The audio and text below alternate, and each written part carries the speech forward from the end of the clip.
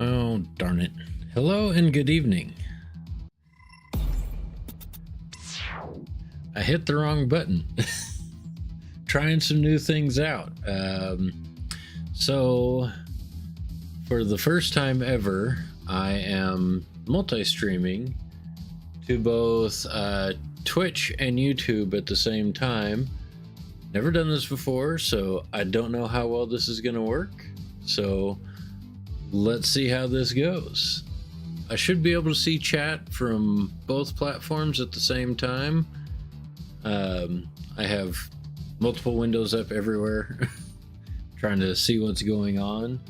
But we're going to be streaming. I don't know how to set my video description on YouTube yet, so I will figure that out before the next stream. Hold on. Let me see if this will let me do it. Edit video. Ah.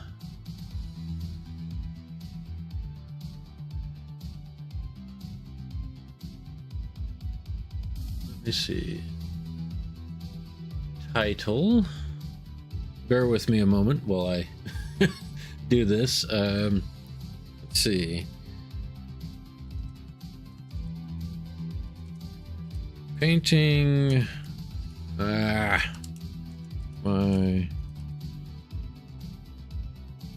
black. Painting my black Templars. Sure, why not? Hit save. Let's see if I can go back to my live video, maybe? I don't know what I'm doing. Go back to my dashboard. Let's see. What is it doing?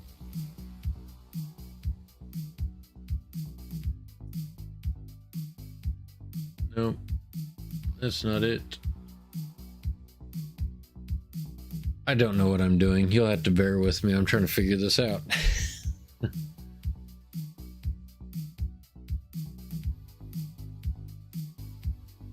We'll just keep hitting the back button until it goes back to my live stream. There we go.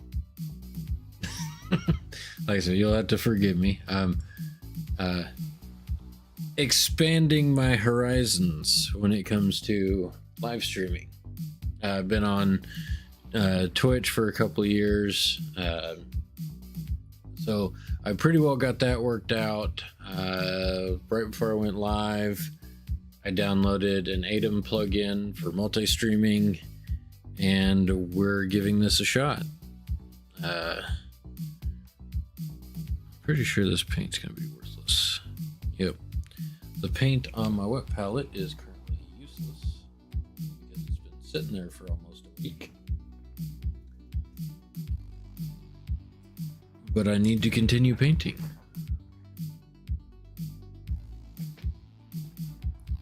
Pardon me while I scoot around on carpet, which doesn't work very well.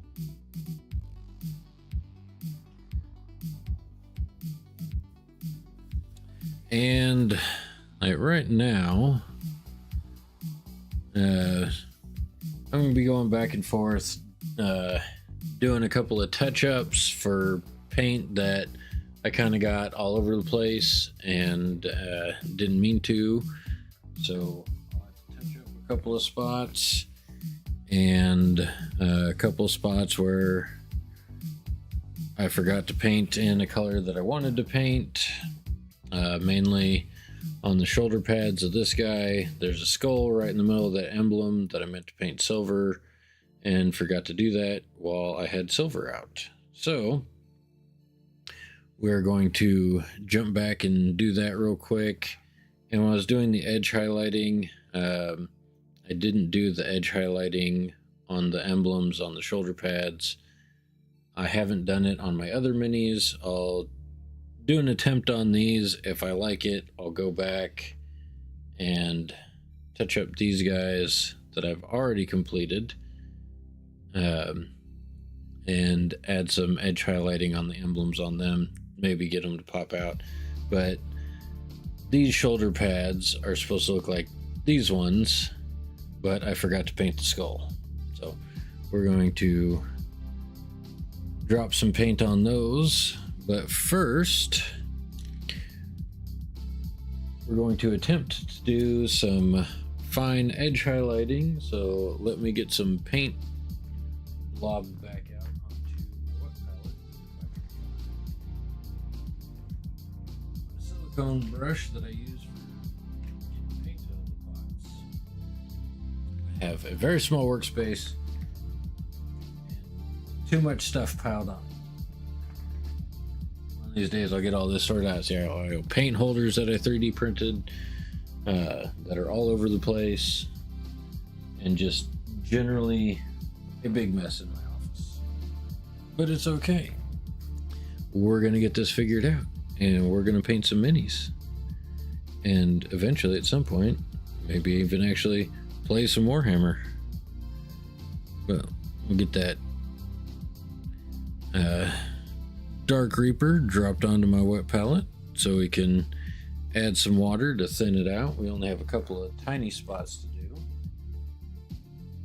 So we'll get that paint thinned down and try and paint some little edge highlights. Once I get this brush cleaned off, which isn't really a brush, it's just a silicone wedge on a stick. Like that. Via Hobby Lobby. Okay, close that up, slide my paper towel and my wet palette over here.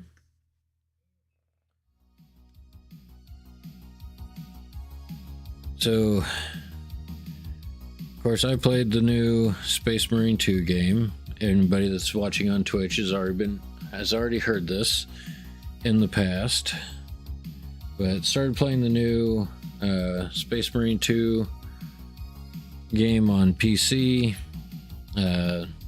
which I hadn't played Warhammer in probably 15 years, and was having so much fun playing the new Space Marine game, decided I want to try and pick up some minis and try and paint some minis again.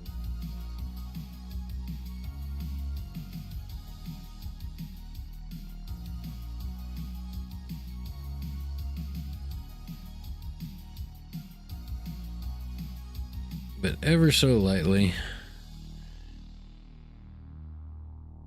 trying to get some fine lines, just kind of in the middle of the cross, right at the tips of the cross.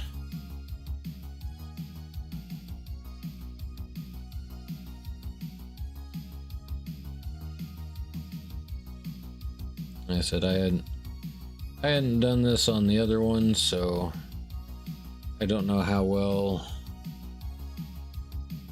this is going to show up, or if I'm going to continue doing these on the minis.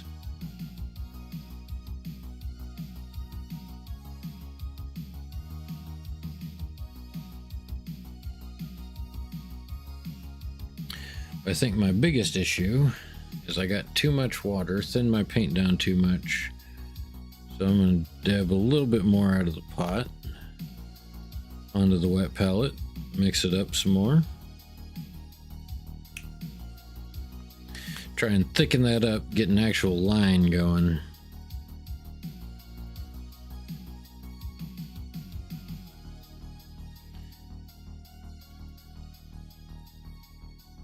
Kind of a delicate balance between paint and water constantly.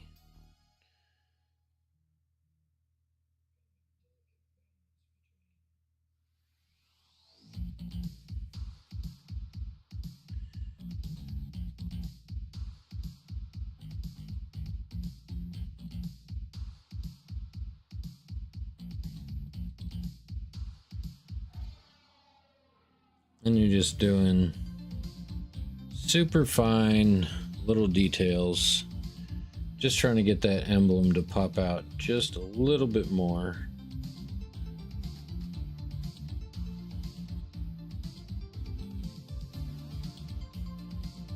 Try and keep this on screen where people can see it.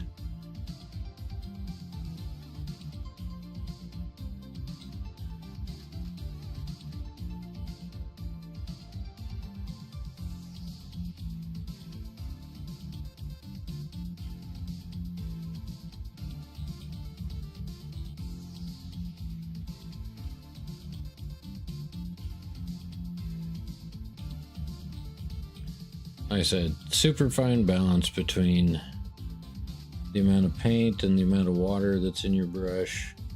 Get the paint to flow off your brush, especially when you're doing, you know, super teeny tiny lines.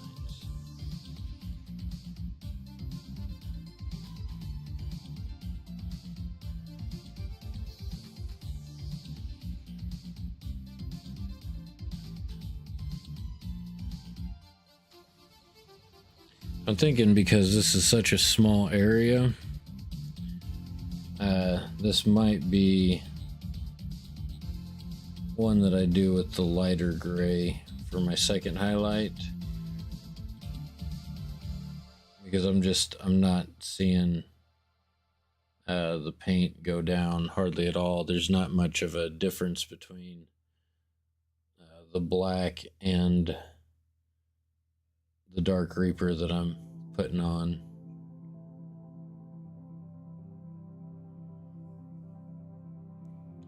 But there's, you know, there's a little bit, you can see it.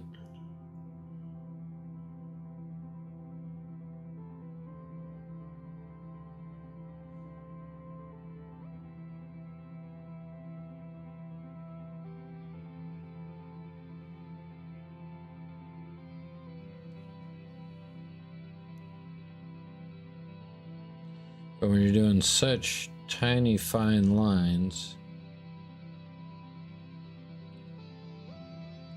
the detail doesn't always show up. So I don't think that's enough of a color difference between one to the other. So we'll wait for our second highlight color and go over it with that. Like I said, we're going to be doing some touch up on some black. When I was doing the Dark Reaper,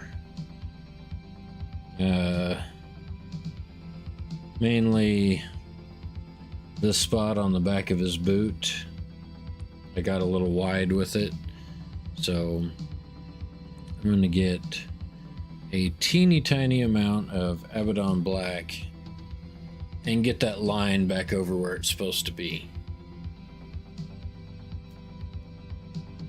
Because we're just doing a quick little line, so I think that's the only spot that I was somewhat unhappy with. Gonna get just a tiny amount of paint, and we're gonna clean that line up a little bit, just right there. That way we've got the nice edge highlight. Nice simple line. We'll let that dry. I think that's the only spot that I was somewhat questioning.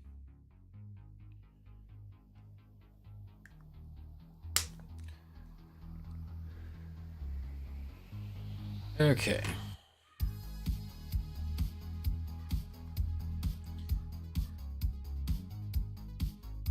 So we're gonna rinse our brush real quick, and because this is my super nice fine detail brush, I'm going to set it off to the side for a moment, because when you're painting with metallics and washes, they kind of tear your brush up, so I try not to use my fine detail brush with metallics. So I'm just going to go touch these skulls up with Lead Belcher real quick. And plenty of water in your brush. Don't have it drenched, but because we're painting, just a teeny tiny amount, just this skull on either side of his shoulder pad.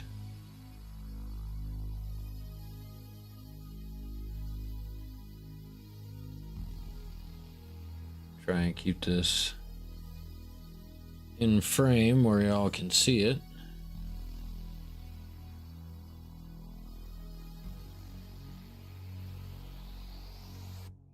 But ever so lightly, just kind of dab that on there.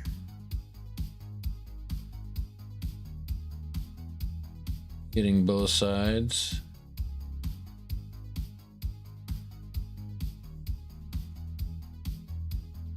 Unfortunately, with these paints, they dry fairly quickly.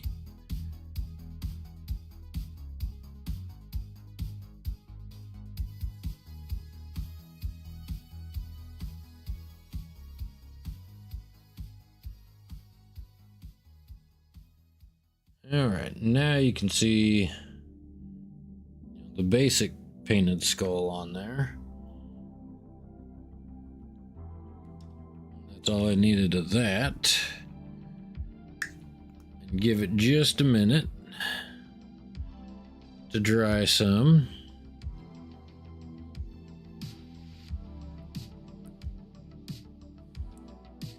And then we'll take a dab of Nuln Oil and wipe it across those skulls so it flows into the little eye sockets and recesses to bring out any detail that you might have filled in with a little bit of paint.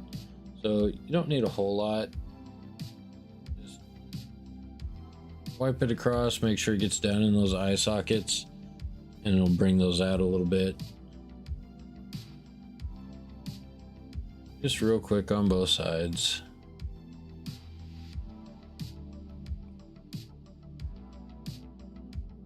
Okay. I know I'm jumping around real quick, but that's what happens when you forget little minor details.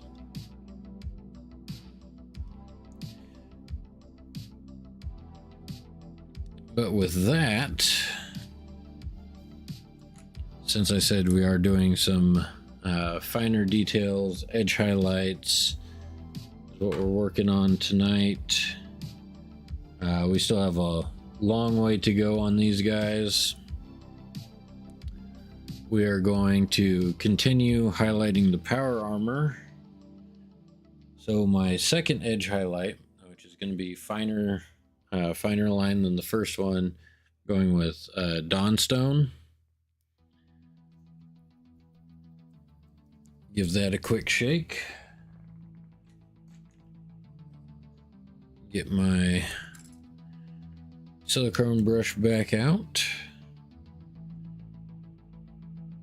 Grab a blob of Dawnstone and drop it onto the wet palette. Probably way more than what I needed, but it's fine.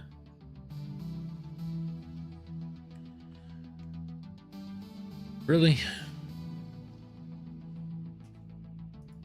For some reason, this stupid watermark keeps turning on my video. There it goes. I got it to disappear. Using an app called Camo to use my cell phone as my overhead cam, because that's what I have right now. And that's what's available to me. You don't have to have super fancy, super cool gear to start streaming, which is very nice when you just kind of dip your toes into this hobby. And because I mean, both streaming and painting minis are kind of my hobby that I'm playing with and experimenting with. Pull a little bit of that Dawnstone out into some water.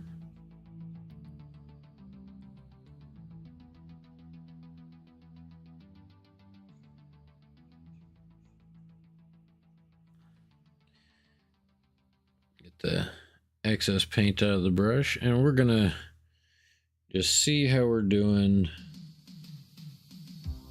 on starting on these shoulder pads. See if we can't get a more defined line with the Dawn Stone that's easier to see.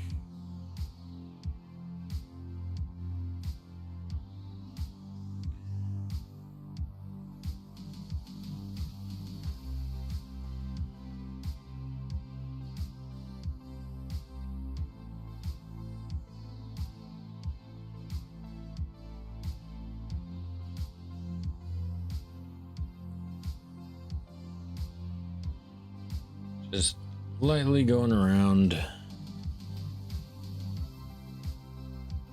the edges of the cross.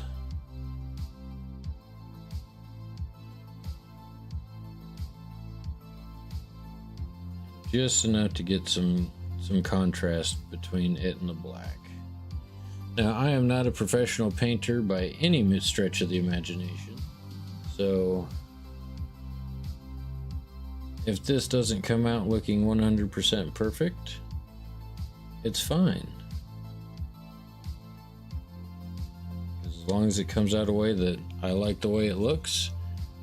And I mean, you can already see a lot more definition on that cross. I think I'm just going to do that ridge in the middle.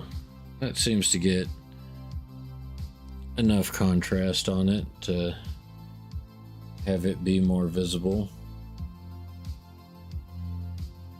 Especially when you do that, put a huge blob of paint on there.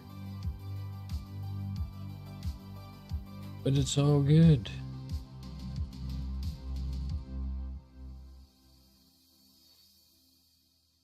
I'm still learning on all of these, so I'm bound to have little oopsies here and there, like smashing my brush down on my project too hard.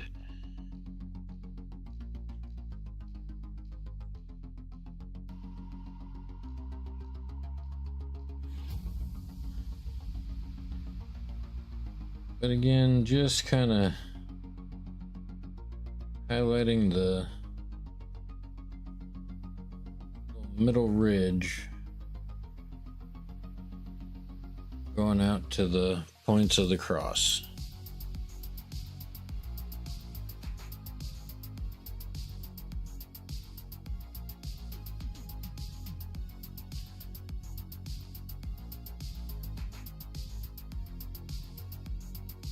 Another thing that makes it a little more difficult is using a brush this small. It doesn't hold a lot of water. And you need water in your brush to get the paint to flow off.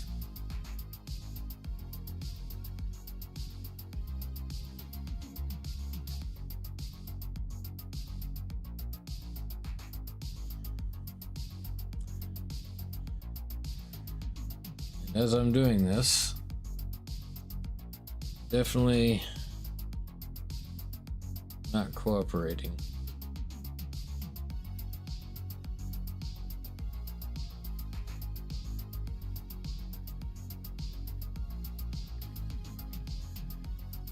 Definitely not cooperating the way I want it to.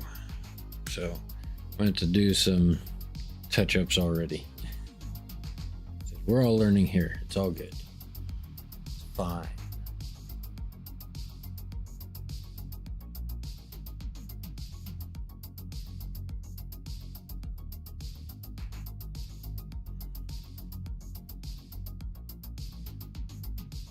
But that's a good thing about painting is, you get a little bit too much on, you go back in and you just block a little bit back out.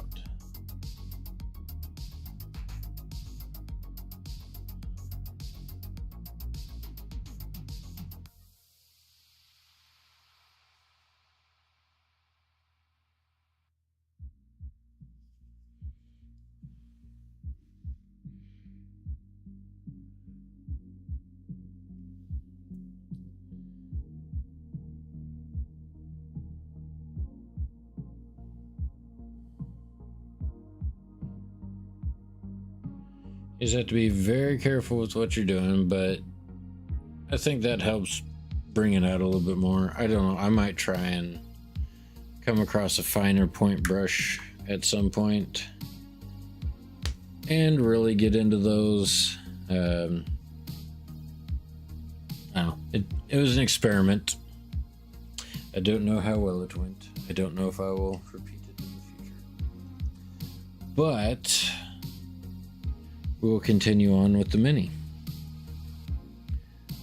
So when we get back to our power armor, I need to remove his arm again, because it makes it much easier to get to some of the places I'm trying to highlight. I just have his arm stuck on with a little bit of sticky tack that I remove while I'm doing my painting on this guy.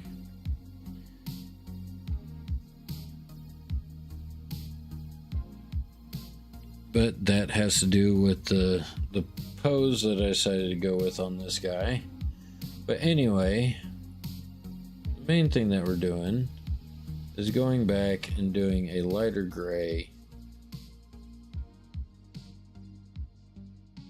on the edge highlights of the armor, just getting a little bit more differentiation between the big blocks of the power armor and the finer details. So now you can see, like, it goes from that blue, the black to the blue, to now a very to a lighter gray color, and just it helps the black power armor stand out that much more. But remember, keep plenty of water in your brush. Just ever so lightly go along those edges.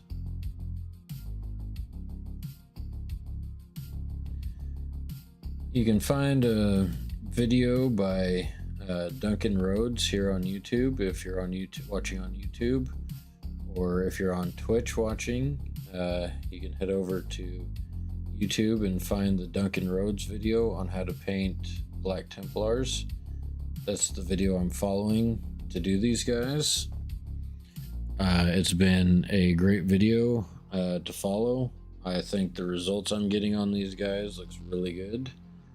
So if anybody else wants to follow along with his video, I highly recommend it. I came across another guy on Reddit who's painting some of his first Black Templars. These are my first Black Templars.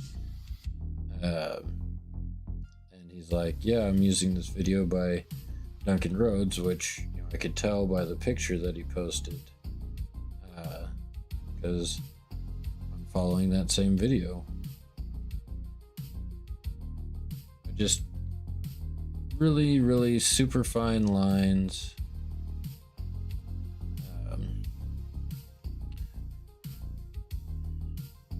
All the way around. Try not to have too much paint on your brush. And you're just following everywhere that I already did. The Dark Reaper, which is the bluer color.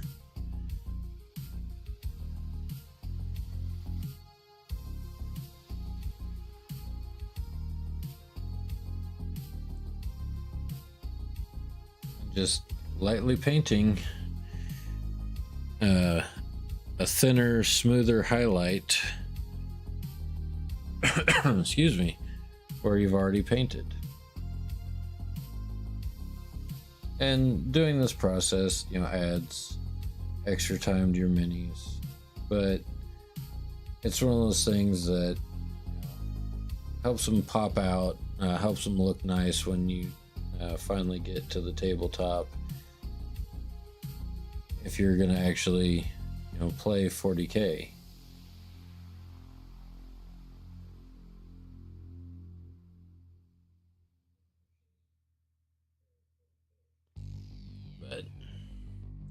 As I just, it helps all those little fine details.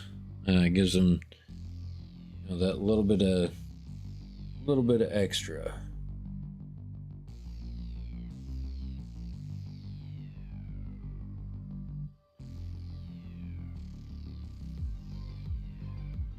It's like you look at this leg where there's way more definition as opposed to that one.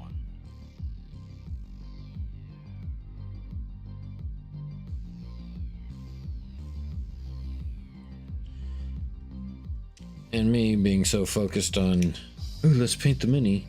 Let's get the guy back on his stand real quick.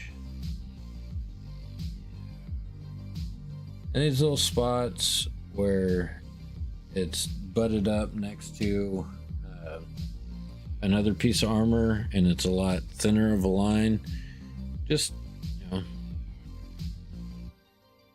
just be real careful when you go in there. Make sure you got just a tiny little amount of paint. Just kind of follow that edge. Work your way back around, keeping that that darker bluish gray visible, and just kind of lightly hitting just the very edge of it.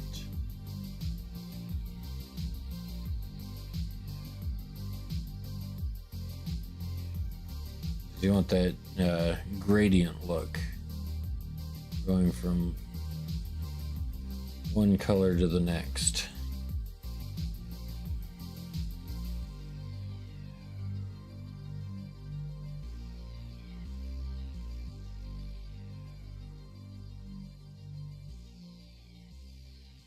And you'll see my thumb, you know, I'll have all these little lines of paint where I'm taking just a little bit excess paint off,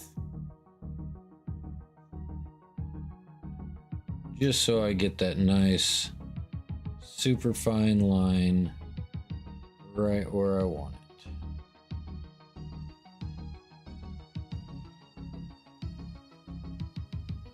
And as you get lighter on your highlights, you don't have to do the whole edge like you did on the initial highlight, because it's, you know, it's just kind of simulating how a little bit of light is hitting the armor and how you'll get those, you know, differences in light on the armor.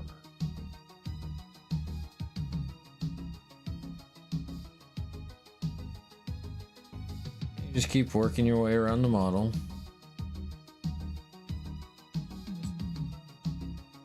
Adding a little bit extra highlight, going from that, you know, lighter gray to the bluish gray into the black.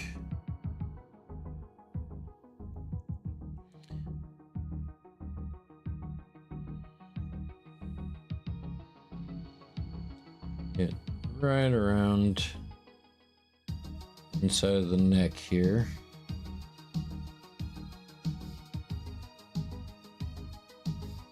And, you know, I'm doing these because as practice, I want to get really good for when I, you know, paint the named characters in the chapter. Like I've got a Chaplain Grimaldus sitting in a box beside me. I've got the Emperor's Champion. I intend to get Helbrecht at some point. You know, the major named characters from the Black Templars. Looking forward to, you know, getting to the point where I feel confident enough, you know, to paint the big boys.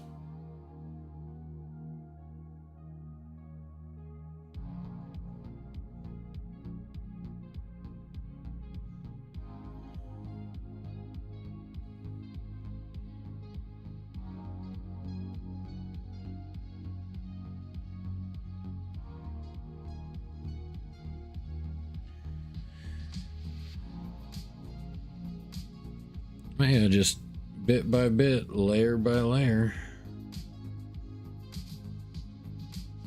working up all these little highlights.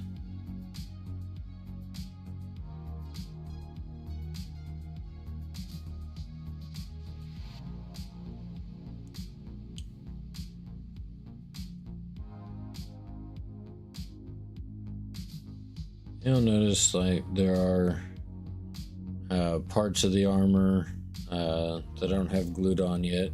Of course, obviously his head is missing.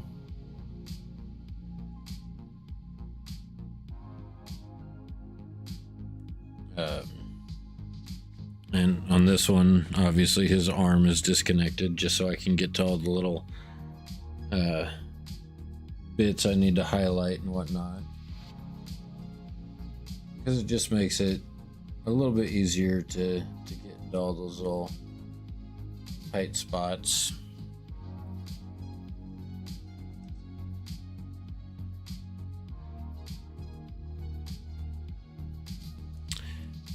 As once again, I blob way too much paint where I don't want it.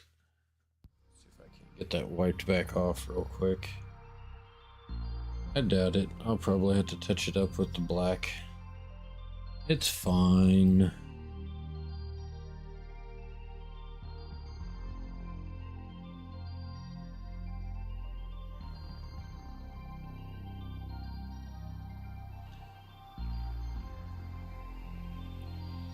Edge highlighting is definitely one of those skills I am still very much working on and still need a significant amount of practice on.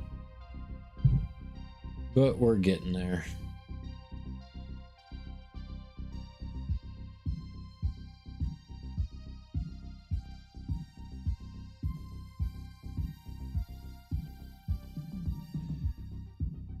But when you haven't, done anything like this in years, it takes a while to get back into it. But I think we're pretty well done on this one, minus his other arm for edge highlighting.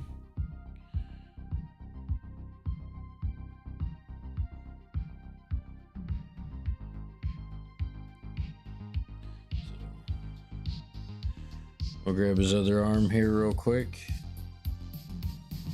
And honestly, there's not a whole lot to get on this.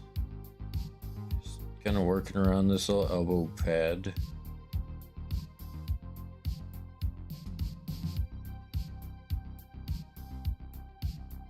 Very, very carefully. So when it comes to edge highlighting, you're not using tons and tons of paint.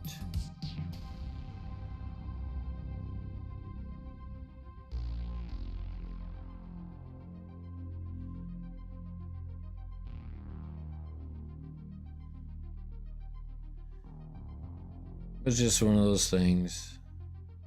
Makes your minis look a little bit more finished.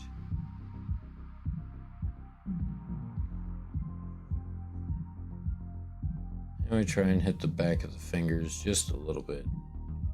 Just so they look like they're catching a little bit more light.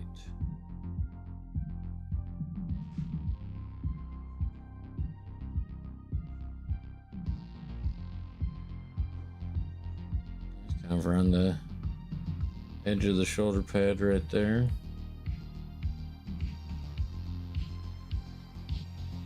And that one should be good.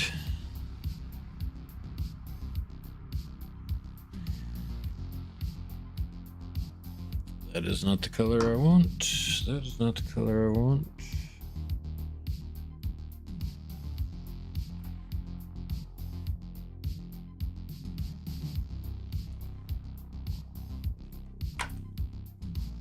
I'm confusing myself with all my paints that are on my desk.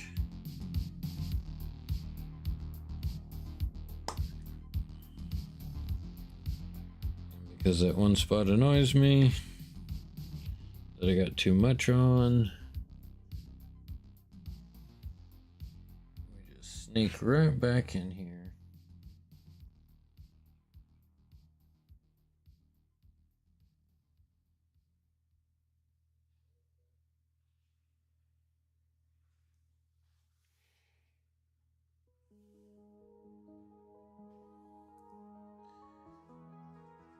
Get that line moved back where we want it.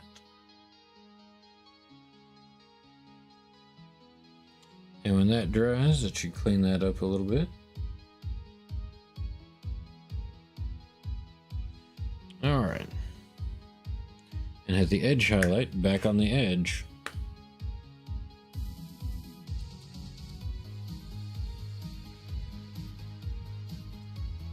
Yes, this is one of the more time-consuming portions of painting a mini. Getting all the edge highlighting done.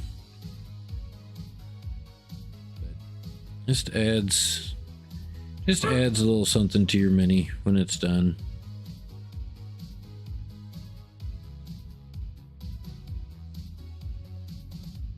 But again, just very lightly, super thin lines.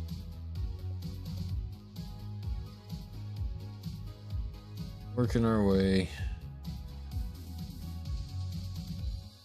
around the model.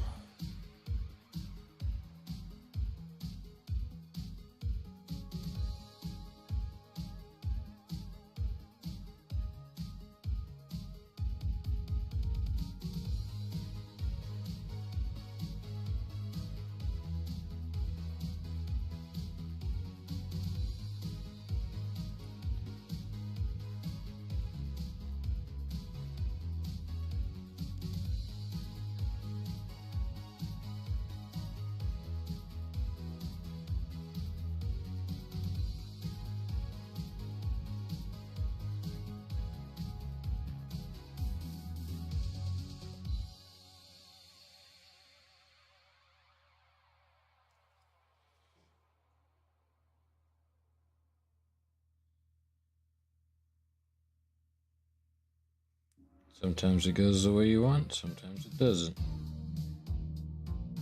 Just be patient. You'll get there.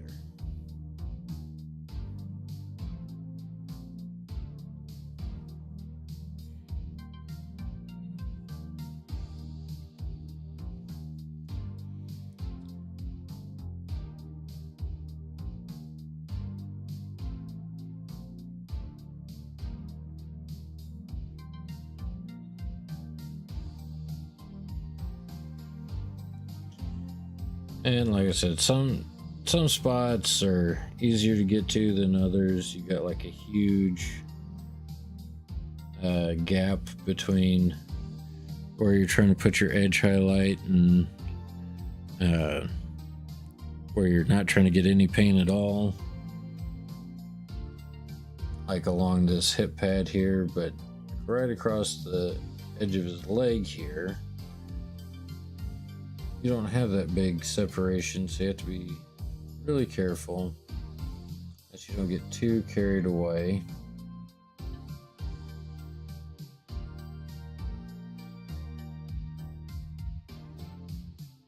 Just kind of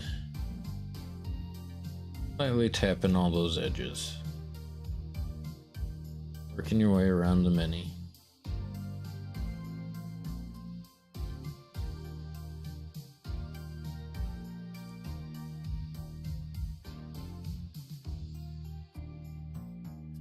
I'm not trying to enter into Golden Dragon or Golden Demon or whatever the heck it's called.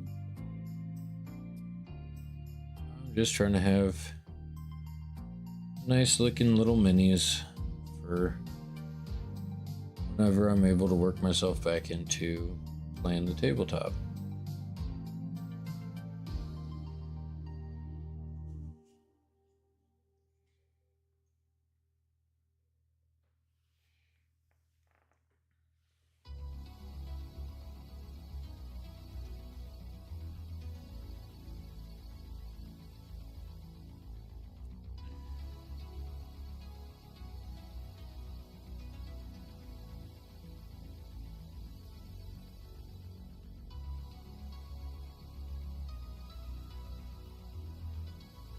Blob of paint right at my tip that's preventing me from getting any paint on the model.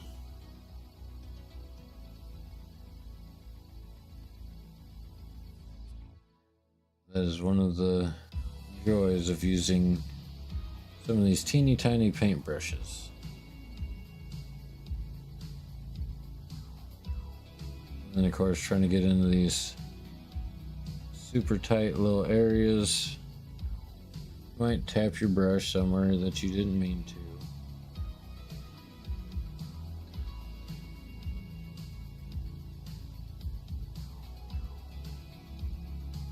And then you have more touch-ups to go do.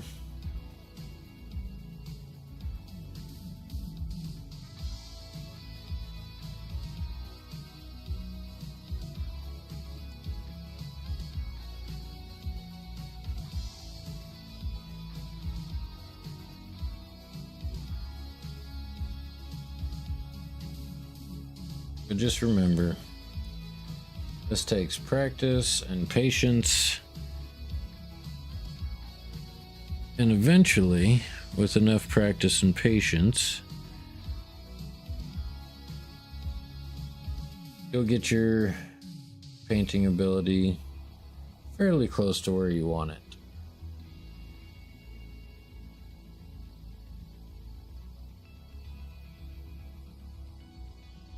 And no one expects, like if you're just first starting out, no one expects perfection. And if you do, you're lying to yourself. I'm sorry. You're just not going to get it the first time. I mean, this is my fourth one, or third and fourth ones of these guys. And I'm still having little spots where I'm like, darn it, I didn't want to get paint there.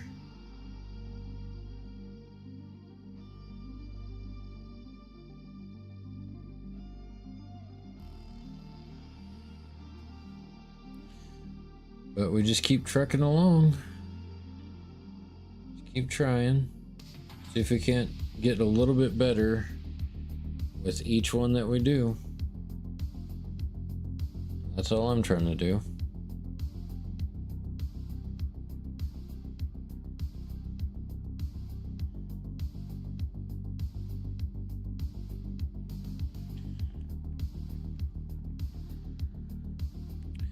That is my approach.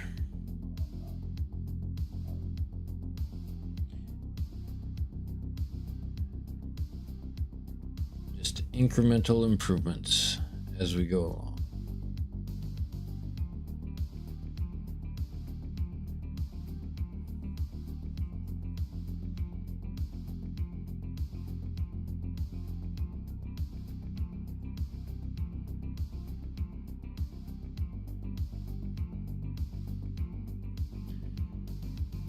Brush dries out so fast. And part of it, you know, might be my office. Fairly dry in here.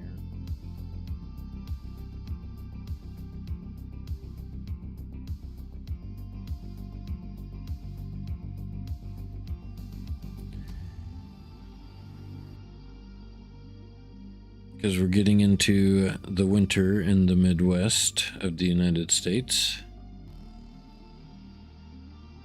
So some rooms have space heaters in them, such as my office, as it currently does.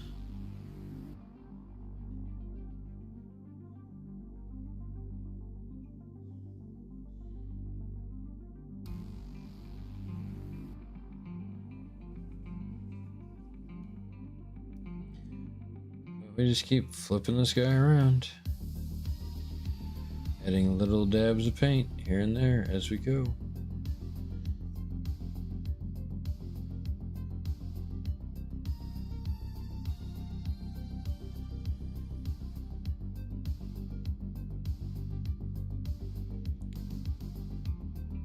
And I mean, like super up close, I mean, you might see something that you don't like, but you know, at a distance, when you set these guys on the tabletop, you are never going to see probably 90% of the mistakes that you think you made.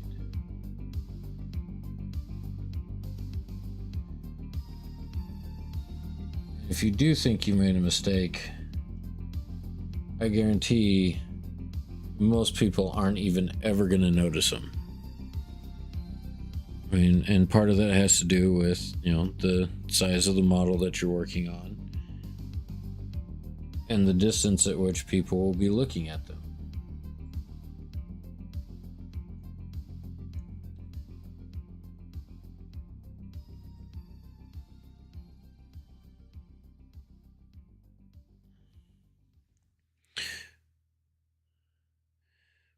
But the question I tell everybody to ask themselves is like, are you satisfied? Like, you might be frustrated with little things here and there, but when you set it on the table and you take a step back,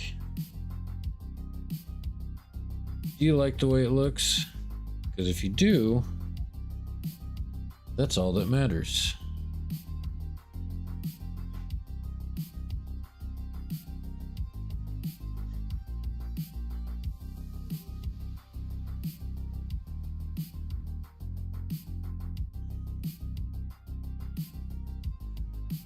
And sometimes a spot where you think you made a mistake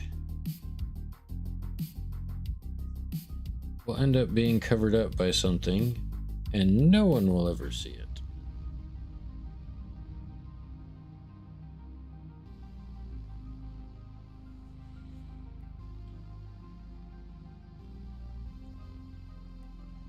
I think we've got that one pretty well knocked out. I see a couple of spots that I still need to hit.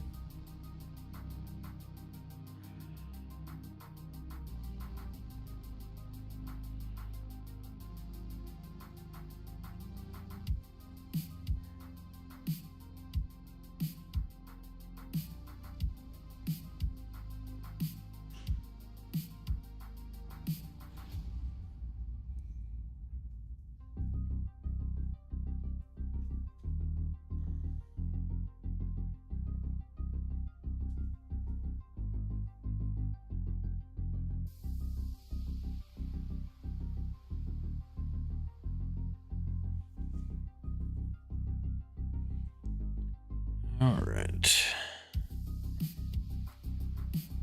And the number one way I can tell my office is dry is my wet palette likes to dry out super quick. Of course, I'm using a homemade wet palette, so we have some issues there.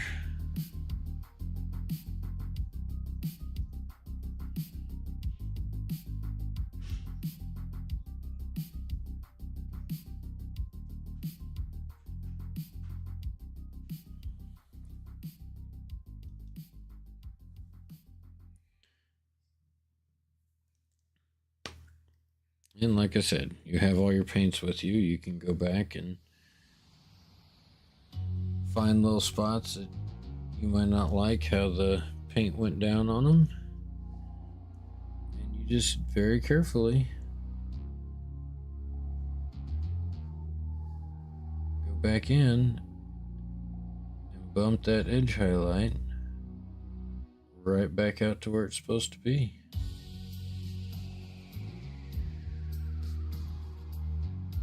All right, now that we've got the armor highlighted, you go back and work on belts and guns and swords. So for our edge highlighting on our belts, get this shook up a little bit. Pardon my dog barking in the background. I guess I should say my puppy. We're going to do some scrag brown to make the belts pop out a little bit. Scoop some of that out onto the palette.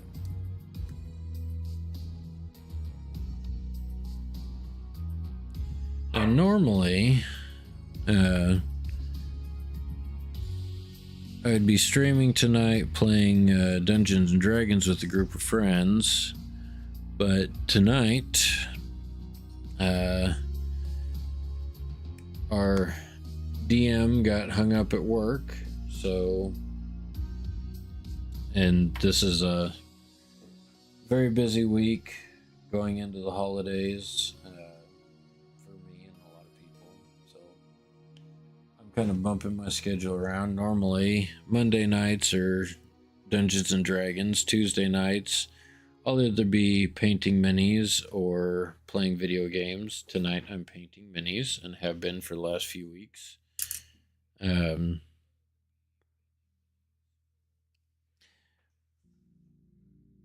then Thursday nights is back to more gaming and painting minis. But like I said, because we've got a lot going on right now, and our DM and others are busy preparing for the holidays, we're stuck at work, I went ahead and decided, okay, I'm gonna bump my schedule around. I'm going to paint minis tonight, and then tomorrow night, unfortunately, I will not have a stream because I have to bake a bunch of cookies because we're doing an early Christmas on Thursday night, and then so that's why I can't stream on Thursday night. And then we're doing stuff with friends on Friday night. Then we've got like actual Christmas week next week. Just so much stuff going on. So this is one of the like worst times of the year to try and maintain a streaming schedule, but it is the best time of year to make sure you're spending it with family and friends. So I highly encourage everyone to go spend time with their family and friends over the next couple of weeks into the holidays.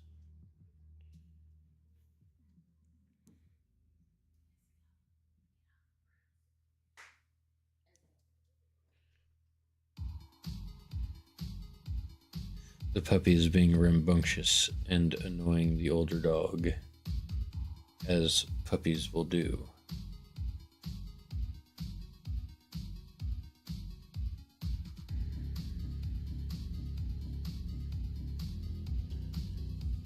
Yeah, we're just kind of that itty bitty raised edge on the belt. Hitting that with some of this lighter brown really brings out the definition of the belts. Makes them pop off the model. And again, like I said, because you're using such a small brush, make sure you're keeping plenty of moisture in the brush. Otherwise, the paint does not like to flow off at all, especially when you're doing all these super fine little details in here.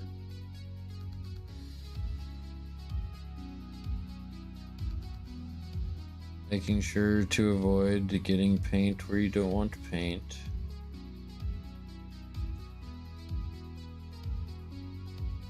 Which isn't always easy.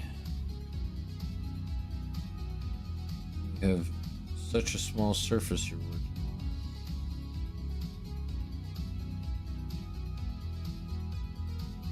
But we manage, and we get as close as we can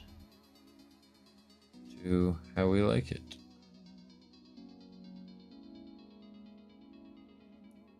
Like you can see that lower belt as opposed to the upper belt. I mean, you've got a little bit of highlight from the wash that we did on it last time.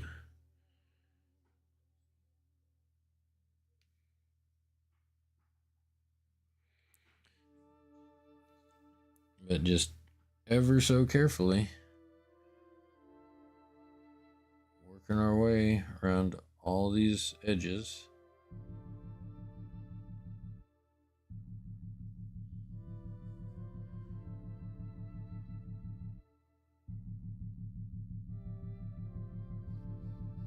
Those fine details brought out.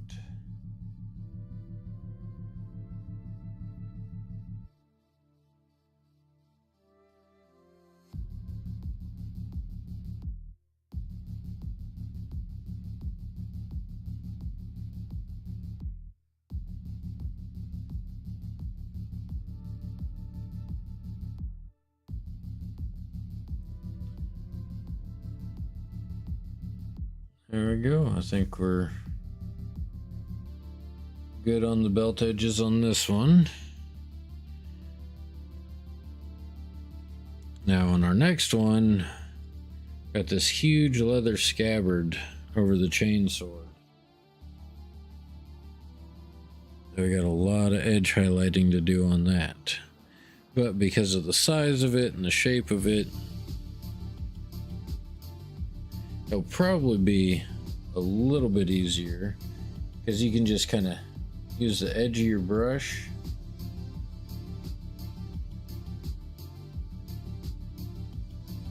and just grab that big edge right there. You make your way all the way down one side.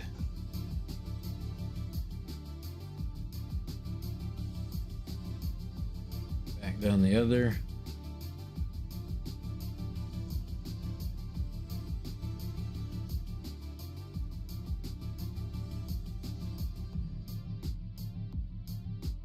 Very front edge.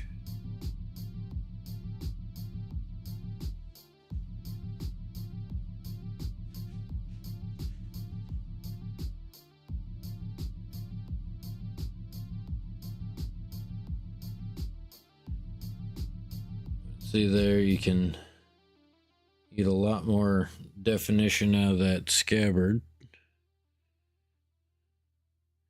And then there is an extra ridge on here that will start getting some paint on there.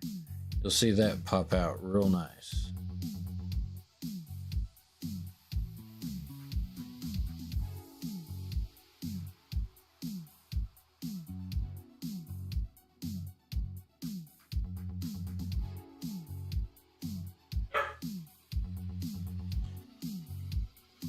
And on things like leather, if your line isn't super clean, it's okay. It kind of makes the leather look a little roughed up.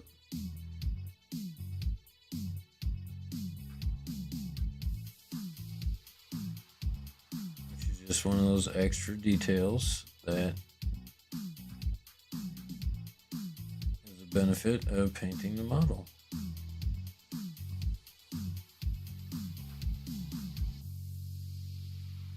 So we just keep working our way around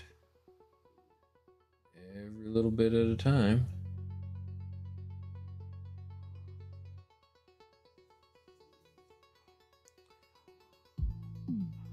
Again, trying to make sure we get the paint where we want the paint. And don't get the paint where we don't want the paint.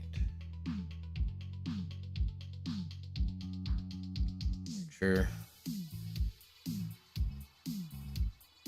A little bit of the excess paint is knocked off of here. Do some quick swishes on there, and so it makes it look like, you know, that leather's been drug up against something. Give it a little bit of texture.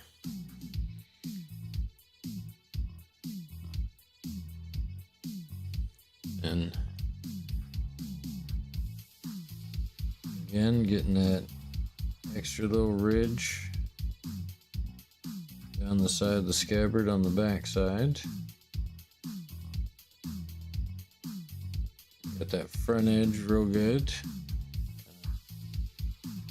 Wipe some of the extra paint off. Just kind of get in there a little messy with it. And make it look a little scratched up.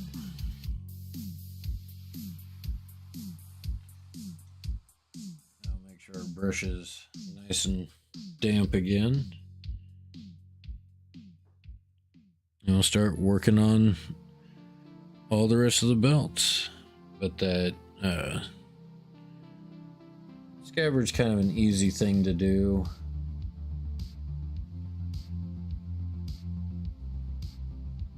Just hit these highly raised edges.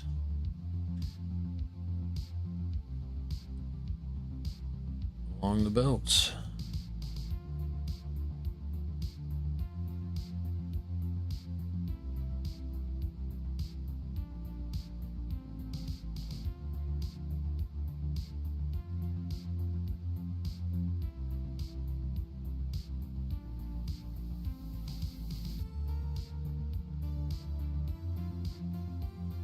And I'm sorry that I get quiet on these super fine details.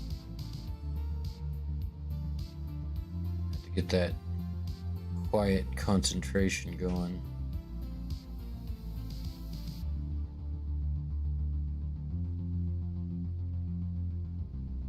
Too much noise makes me miss.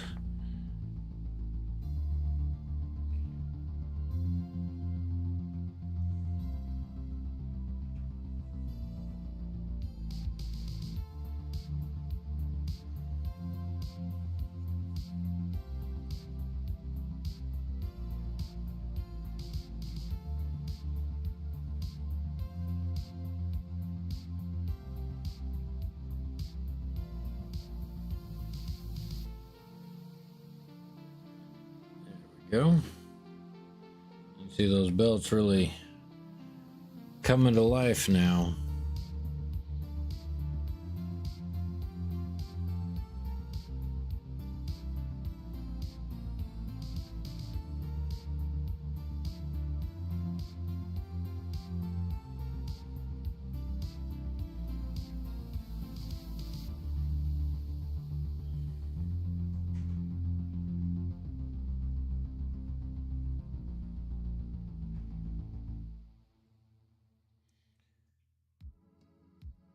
And make sure keeping plenty of moisture in your brush. Keep that paint flowing off of it.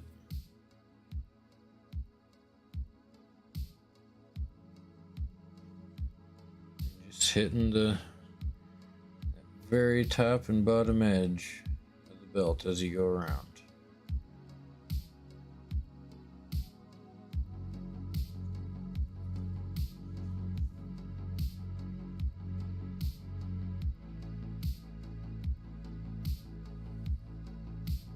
And yes, the little handle that I'm using helps manipulate the guy a lot. Makes it easier to hold on to get into all those little fine details.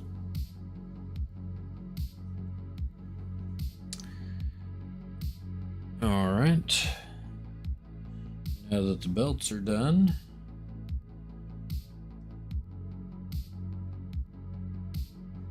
I like when the colors are easy to switch between. You know, it's like easiest spot. You do these like small sections of color, and then you can hop to the next one. Small section of color, hop to the next one.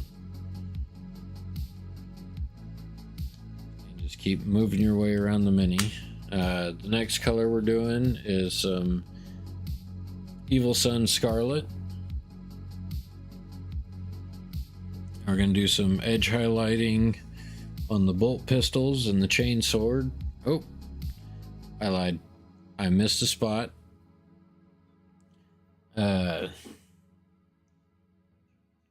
get to that in a minute because there's one little spot that I missed on the chain sword. The way I'm painting them, they have a leather grip on them. So I need to get in very carefully, and I'm going to have to add another pair of glasses to my glasses so I can see what I'm doing in these teeny tiny little areas. These are just magnification reading glasses from Walmart. But just right there, you see little tiny spots on the handle of the chainsword. We're just trying to get like right between those pads and add a little line. Each one of them. And you can see like the handle is start to pop out a little bit.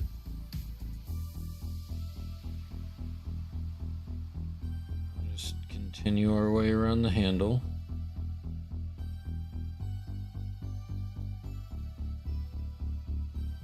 Hitting those little edges.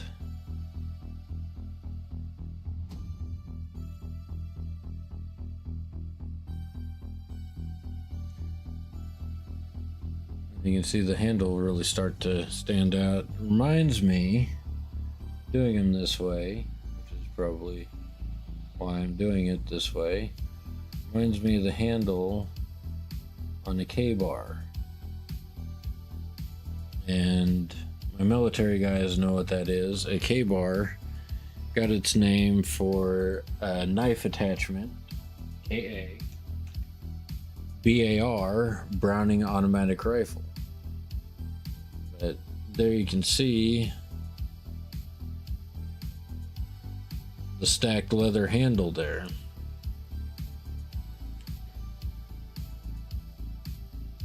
But yeah, sometimes I start to get ahead of myself. I gotta pull it back and be like, oh, nope. Get back there. You almost missed that tiny little detail that you'd have been super annoyed if you'd gone ahead and skipped by rushing ahead.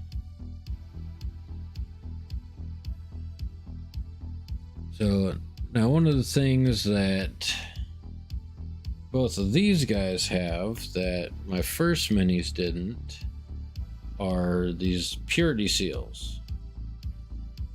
So we're going to be highlighting on the purity seals a little bit.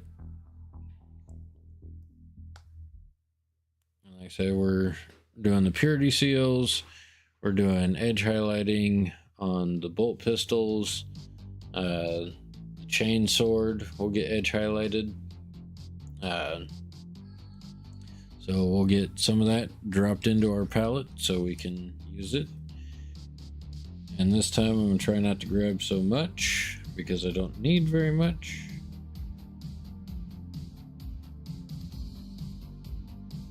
Get that on the wet palette. If you've never used a wet palette before, because they are very simple to make at home, I highly recommend everyone try one at least once because they are so simple to make at home. It has helped with some of my painting because my paint doesn't dry out as quick when I'm trying to do all these small details, especially in an office that lacks humidity. So just once again, make sure you got, a little bit of extra water in your brush. And also helps, just being on the wet palette helps thin your paints a little bit. So once you got about the consistency you want, just very lightly. Use way too much paint because I have too much water, but that should dry down a little bit. And we're just gonna kind of hit some of the high spots on the seals, kind of grabbing the edges of them.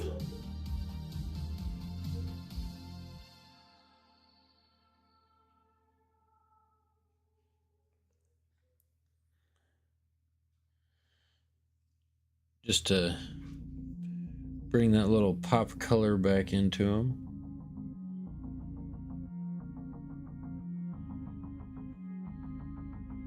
Because when we did a wash on them, it kind of muted them quite a bit. But just slowly working our way around those edges. Kind of hitting those high spots, just giving them a little bit more definition back into them. And then on the pistol, I hit the top edge right there.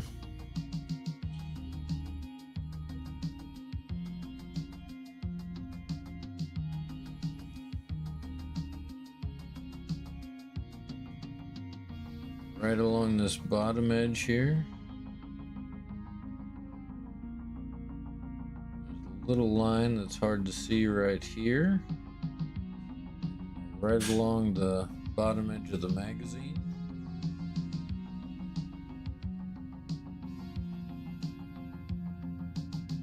But you're just trying to put some definition back into the bolt pistol. Again, you can, in the easier to reach areas, kind of hit it with the side of your brush. And then the finer areas, kind of dragging the end of your brush along it. And you get those nice little highlights in there. Just bring some pop back into the gun.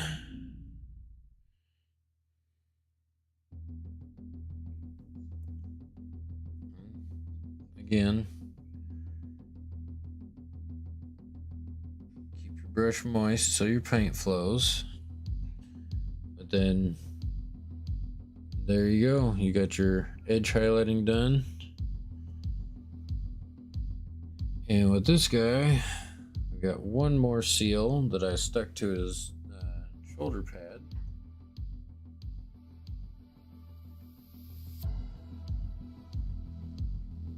And again, just kind of hitting those edges.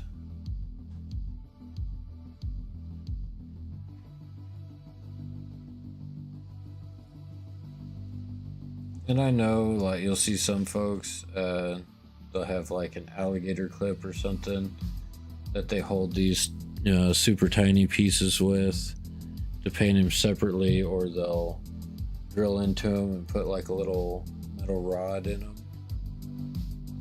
Those are other options, because while you're painting and while you're manipulating the mini, touching them a whole bunch causes some of the paint to come off. So be aware of that.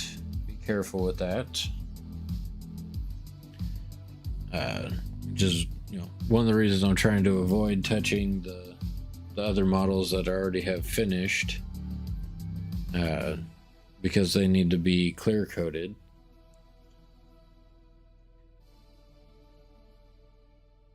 But we've got the first one done. Moving over to our second guy here. So just very carefully hitting those edges, getting some definition back into the pistol so it doesn't just look like a red blob.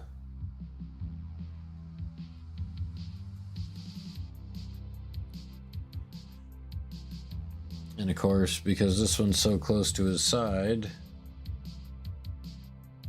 I can't do a whole lot on the back side. We'll try and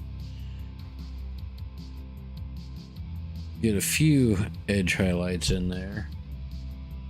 Like along the bottom of the magazine, I can hit that very carefully. And maybe a little line right there.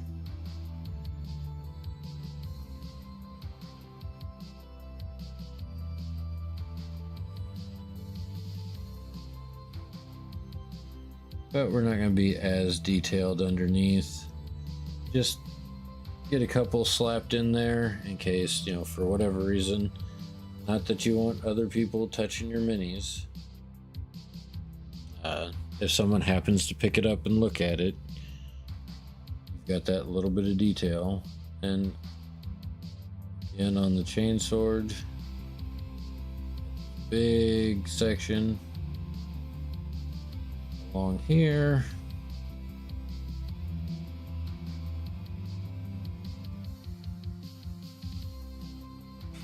on both sides.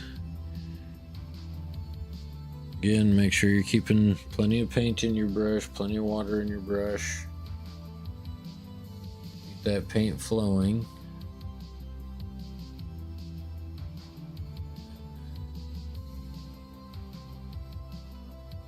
Just along up to the front.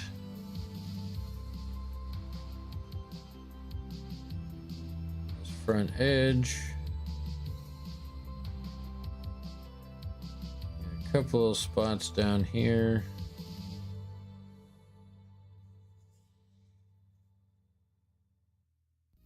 That you're going to want to grab.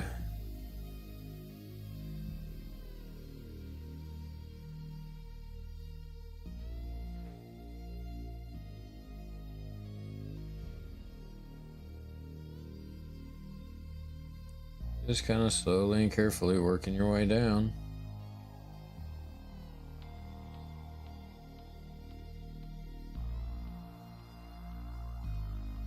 Until you get all those little edges highlighted.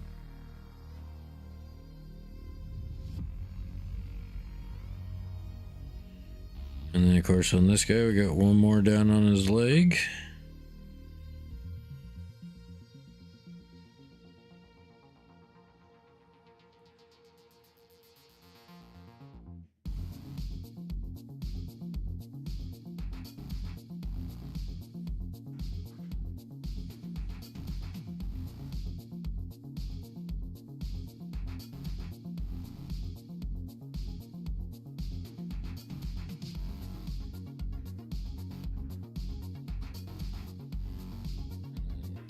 Hitting those couple of high spots on there and bringing that definition out a little bit. But that should be all the edge highlights for the red.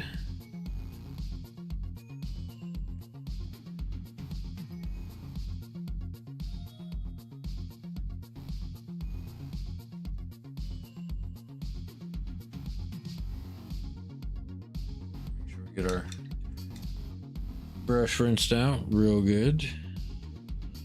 Make sure we don't have any little blobs of paint in there.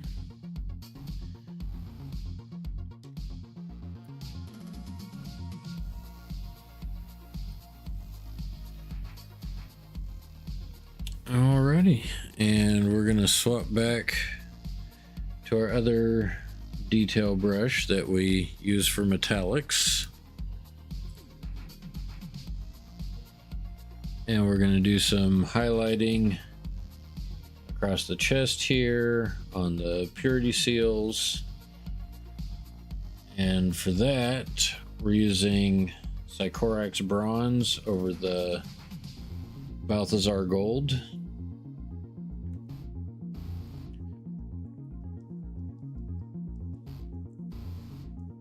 So get that shook up a little bit.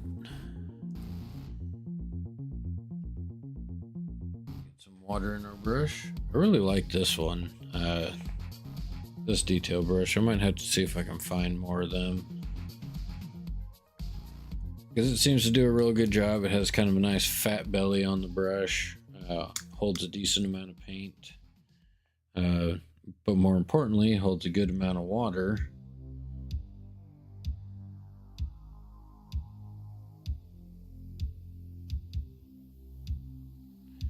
So I can keep going while I'm painting. But for this, mostly we're just trying to hit the top edge of the wing going down, and then just the tips. And like you can see, like left to right, the amount of difference just that tiny little bit of paint did. Make sure we got a good point.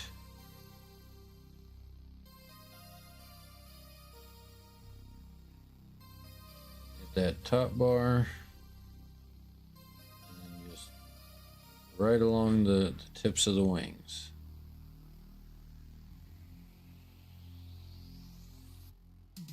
We'll add Couple of dots on the skull.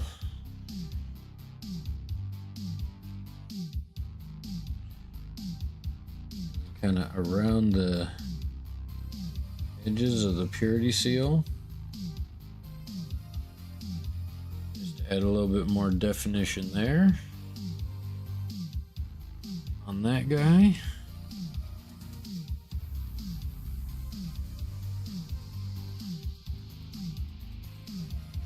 This one has a few more.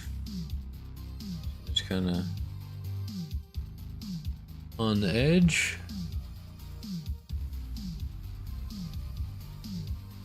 Me when game time. What do you mean, child? Do you want me to message you when it's game time? Because I don't know how much game time I'm going to get tonight. Because I am painting minis.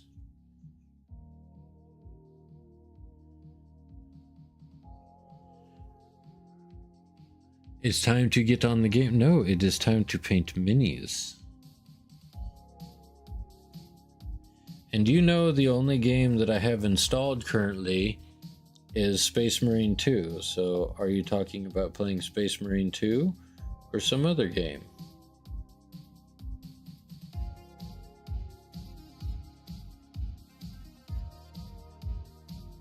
I do not have Marvel Rivals installed, so I cannot play Marvel Rivals.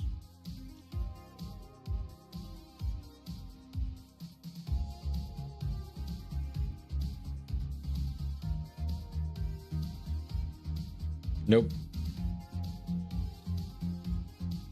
Busy.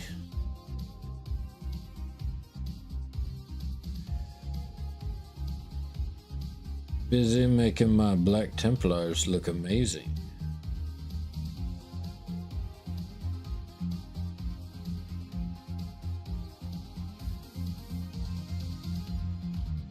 And blowing up my phone isn't going to do any good. Because my phone is my camera.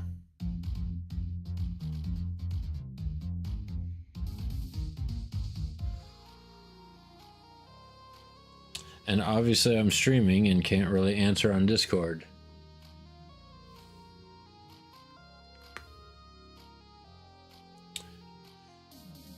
Okay. So that is his chest and purity seals. I am busy. Dude, stop. You're causing my phone to vibrate all over the place, which is causing my camera to vibrate.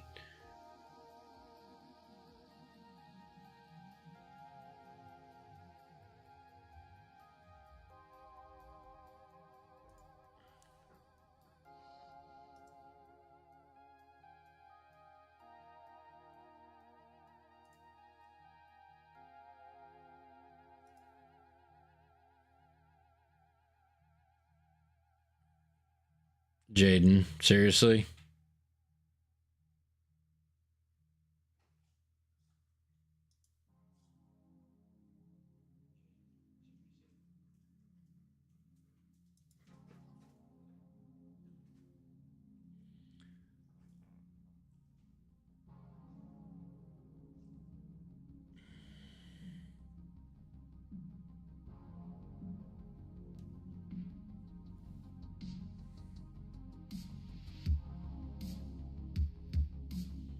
I am busy right now. I cannot play the game at the moment.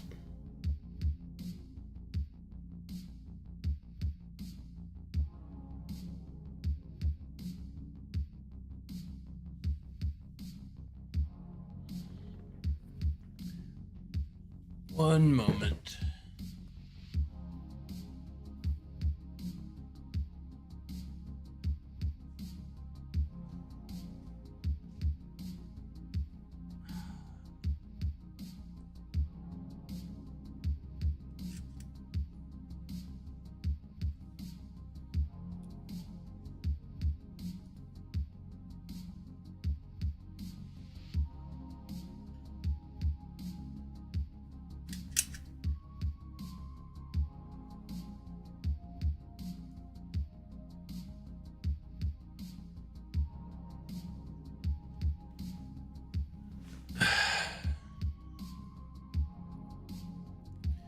Sorry, I'm going to have to fix some things. I will be right back.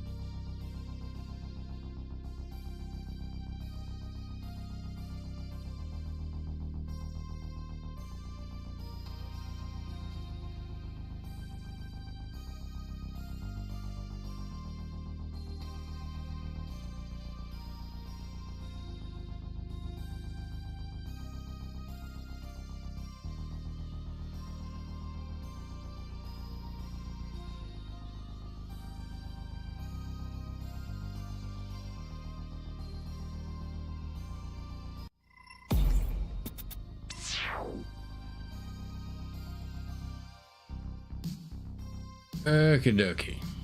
Back at this.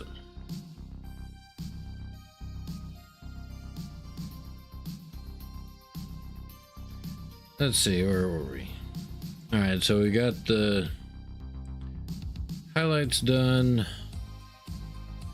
on all our bronze pieces. So next we need to move to the highlights on our silver pieces.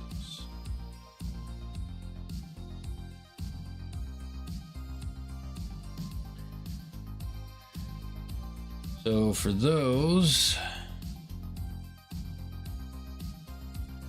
we're going to be using, nope, not that one. I have to remember where I put my paint at. Okay, so we're going to do Stormhole Silver, which is very hard to read on camera, over the portions where we used the lead belcher.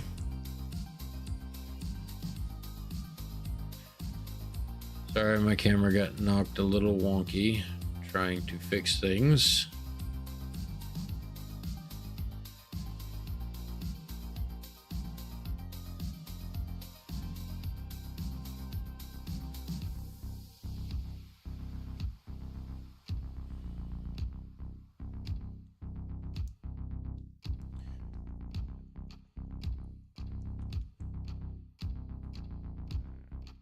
Anyway, where were we?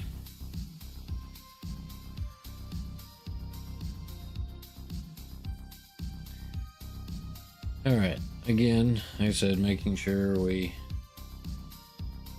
keep plenty of water in our brush to keep the paint flowing well. Start working on the edge highlighting on all of our silver bits.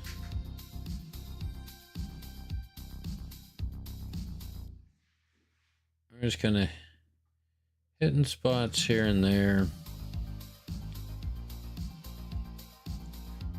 kind of bringing out these shackles a little bit.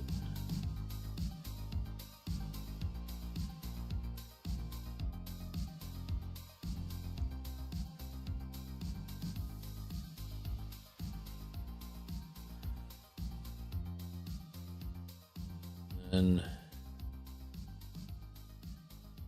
tiny bit on the skull, on his shoulders. And of course, that's kind of awkward saying on his shoulders, considering his arm is disconnected at the moment. But we're just going to pick some of the high points on the chains here.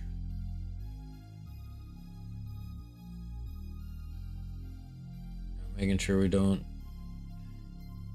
get down into our wash that we did on them.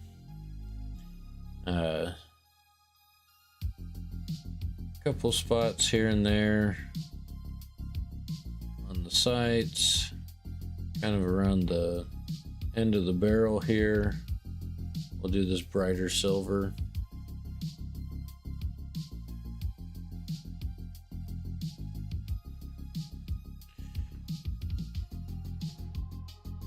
But just little light touches here and there. Just bringing out some more detail.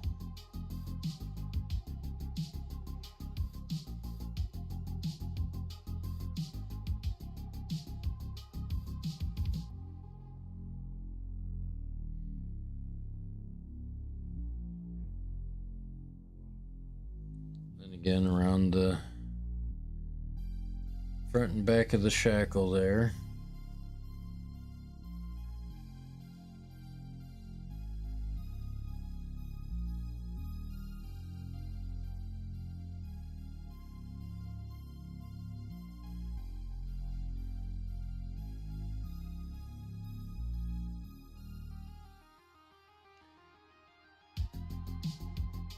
A little spot on the top of the skull where you might get a little extra light to hit.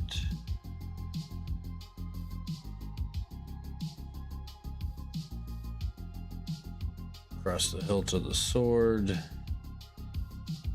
Some down this chain. Kind of the top edge. That vent on the chain sword. Edge highlight on the chain sword a little bit.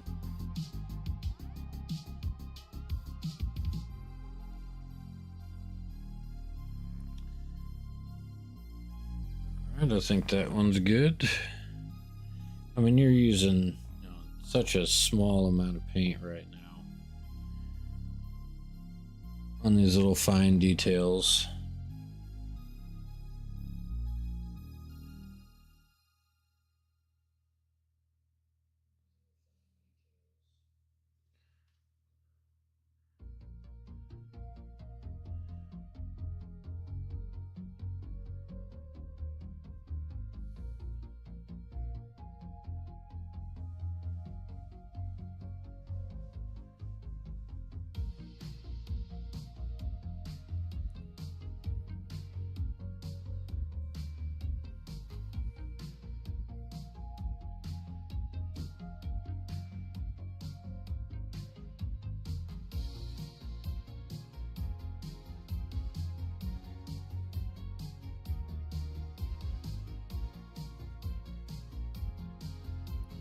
But just little spots here and there.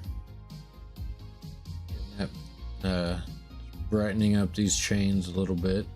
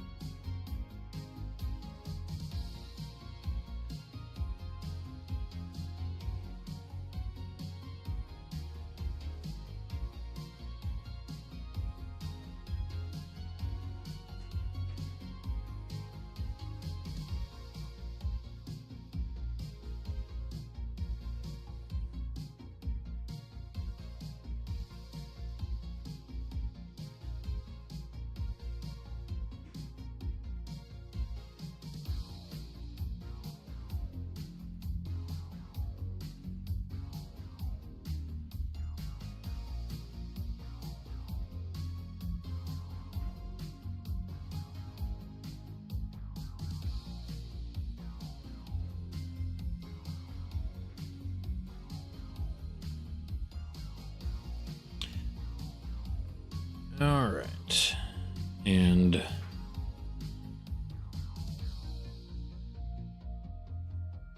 while we've got the silver open, and I'll have to go back to the Sycorax bronze here in a second, because as usual, I missed some things that I wanted to paint. Of course, partially because I was being distracted. But using a super fine detail brush, we're going to try and go through every little rivet on the armor. We're going to try and hit just with the tiniest little dab of paint on them.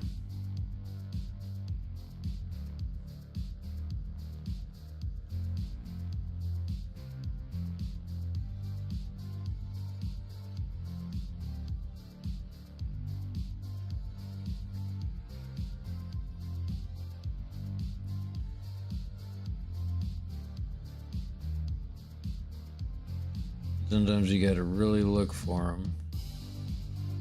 They'll be hidden in spots. There's like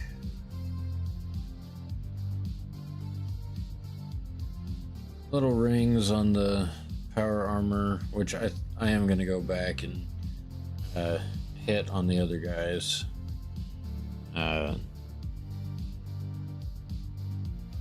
Down here at the end of the bolt pistol, got 2 of them. Back of his arm here.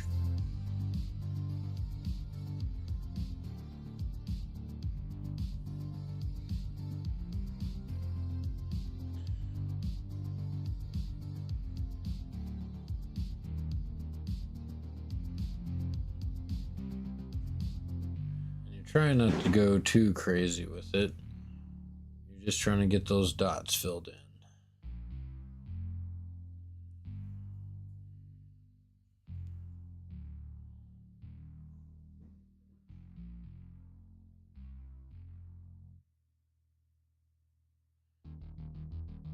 Like I said, you'll find like little things like that on the leg, where you might want to dot a paint.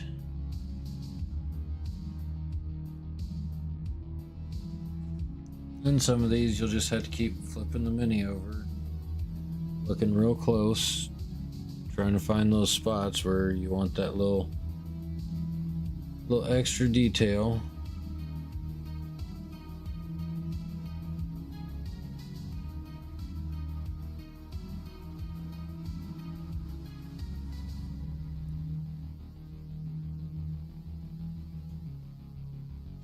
And some of them, because they're such a dark, they're just straight black, you can't always see them.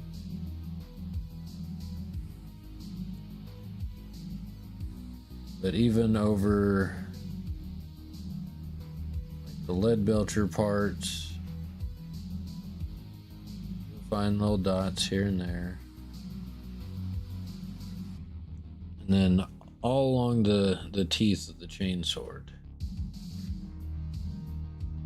Kind of want to hit the very ends of them, get kind of that bright shiny look.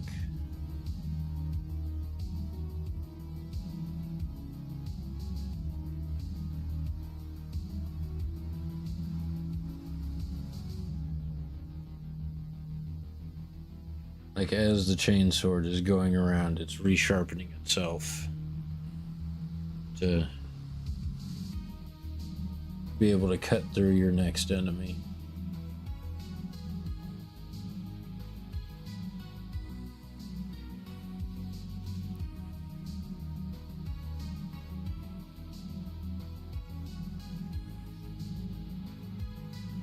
And again, make sure you got plenty of water in your brush so you can get the paint to flow off of it.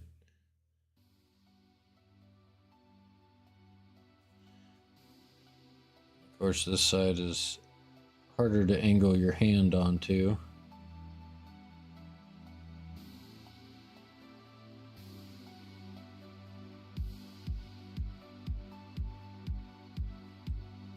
But that should be that one. So because I saw a spot that I'm gonna do on all these guys, like a little spot right here in the leg. On both sides. We're just gonna try and hit those real quick while we're going through these guys, just to get them all uniform.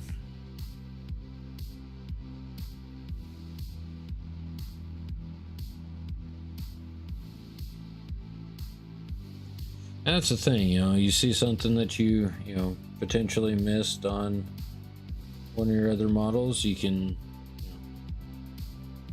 go back and get a little dab of paint and take care of them. And I'm going to come back to this guy because I just remembered there's a couple more these hip guards.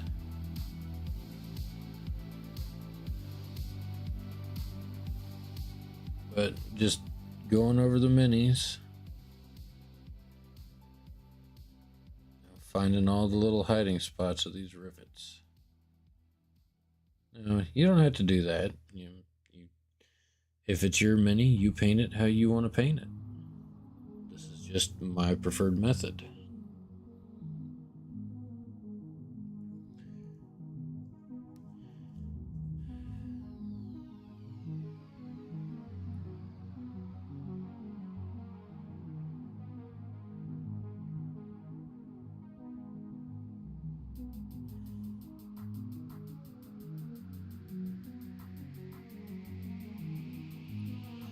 And no two people are ever going to get their minis completely identical.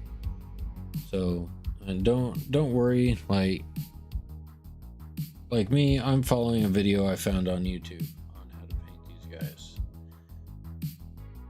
I'm pretty well matching his paint scheme, but there are, minute, tiny details that I did different on mine as opposed to what he did on his.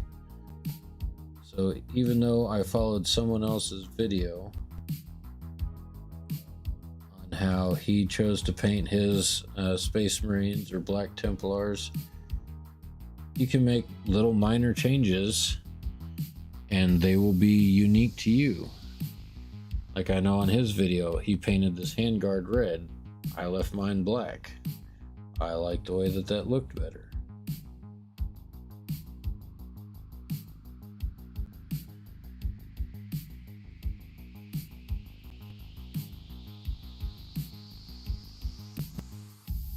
And there's like all sorts of little rivets along here that I'm going to do with the bronze when I get it back on the brush.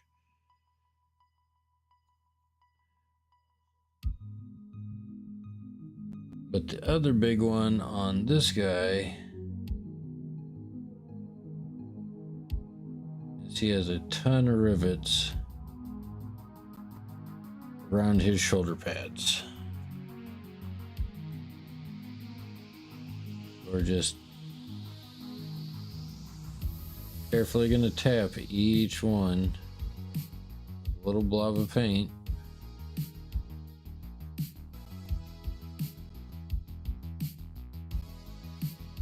And go all the way around because I specifically chose these shoulder pads for this guy because of those reasons. That reason right there. All these little spiky shoulder pads. I guess they're not really spiky, but all the little rivet points on there.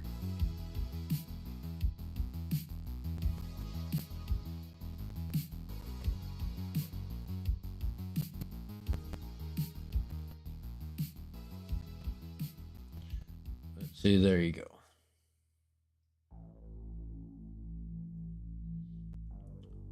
All those little rivets are covered.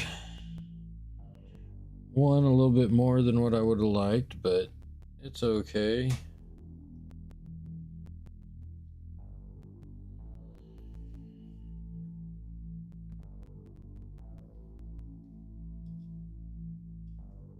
And back to this arm that I have lying on my desk.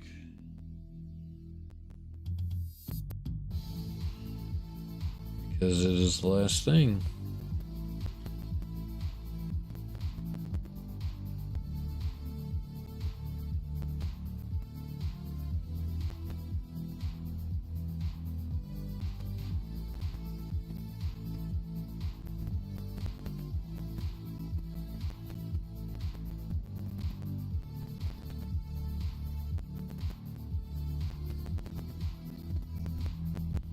And yes, this is a massive pain in the butt.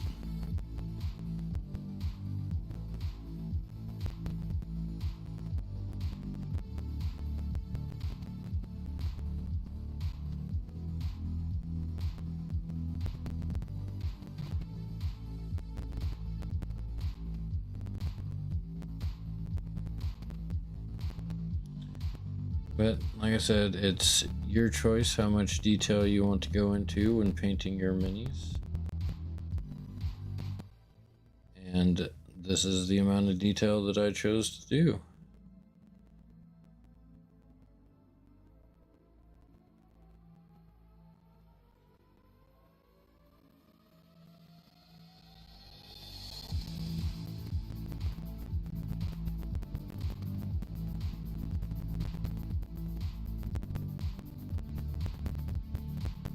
Alrighty, and that is another shoulder pad completed.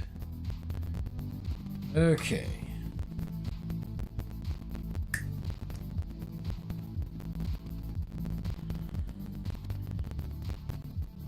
Like I said, we're going to go back to our Sycorax bronze momentarily.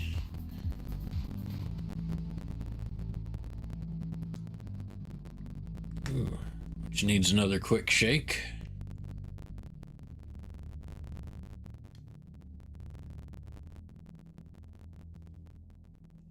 And we're going to get all these little rivets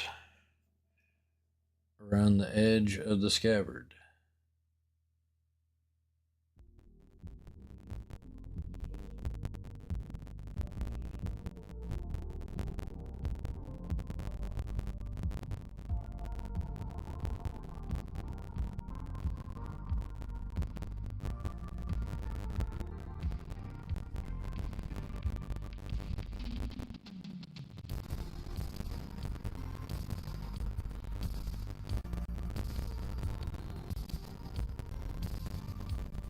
And because I added a purity seal right in the way of one of them, makes it a little difficult.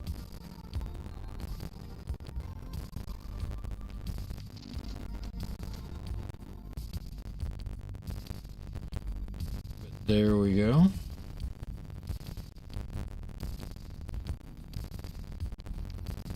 And very carefully along the backside here.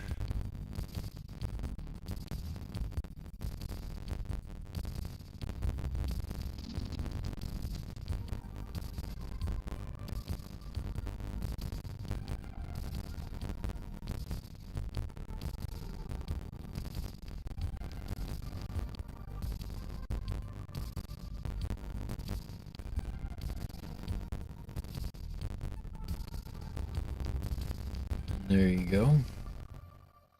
See kind of the worn leather on the scabbard and all the little rivets holding it closed.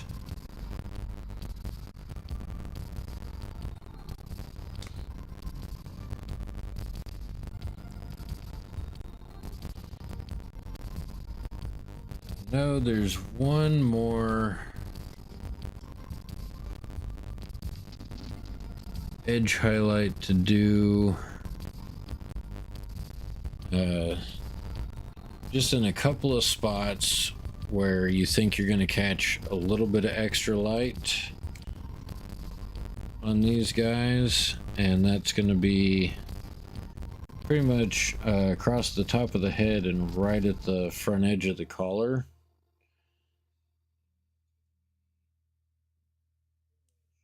So we're going to take just a little bit of Administratum Gray.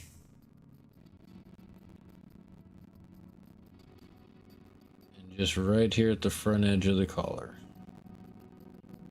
Throw some of that on there on both of these guys, and when we get some helmets painted and thrown on there, we'll have to go through the whole painting and edge highlighting process on those guys as well.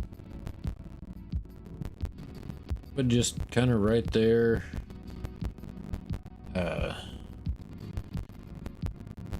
maybe just a little bit across the tops of the knee pads. And this isn't one that you're going to put everywhere.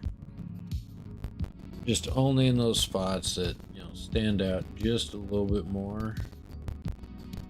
That would catch a little bit of extra light.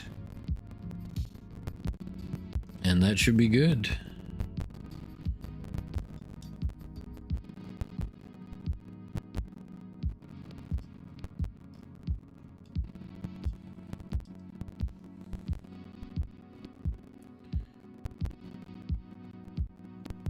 Now, I am going to go back and check the video that I'm following real quick to see if there's anything that I missed.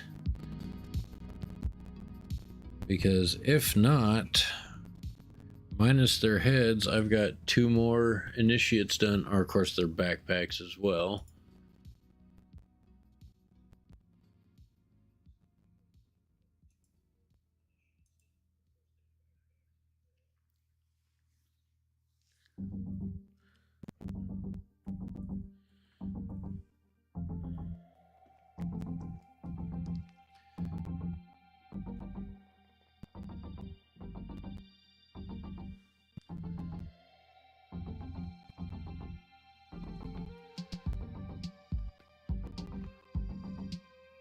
I said, pardon me while I review some of this.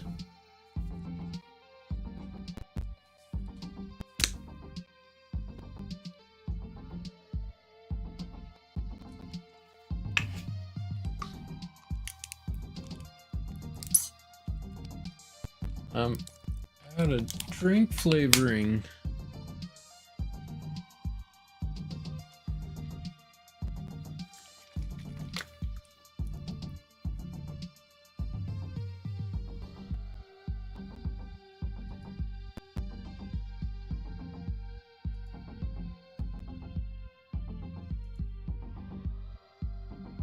And that's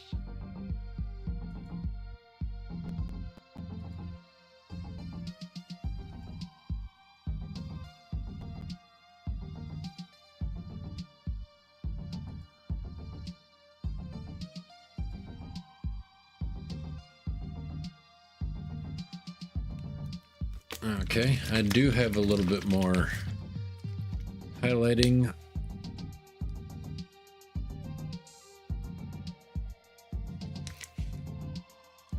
All right, we're gonna do a couple more highlights. I thought I had to do this.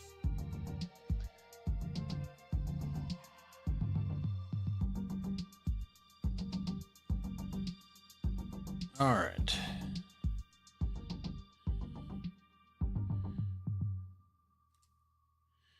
So we're going to be using just a super tiny amount of Screaming Skull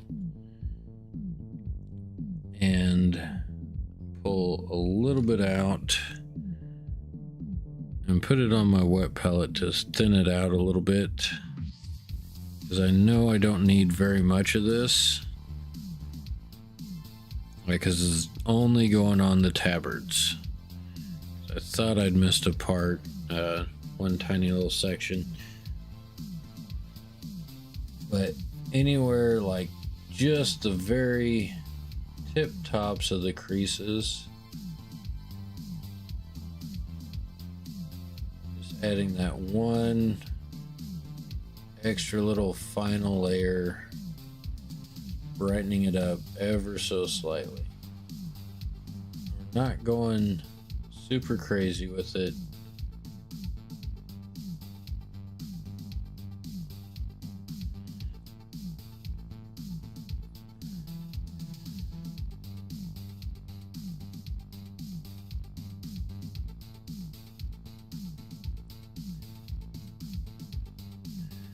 Yeah, this brush came highly recommended at the hobby store.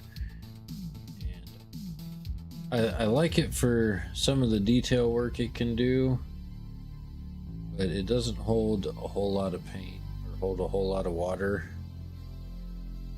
So it's not the easiest brush to use. Like I said, we're just on the very, very top edges of the fabric.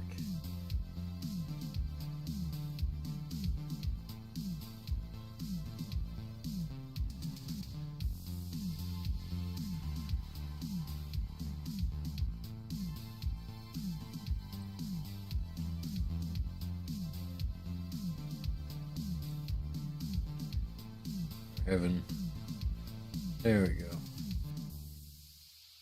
A little bit of issues keeping the brush wet enough to keep the paint flowing off of it.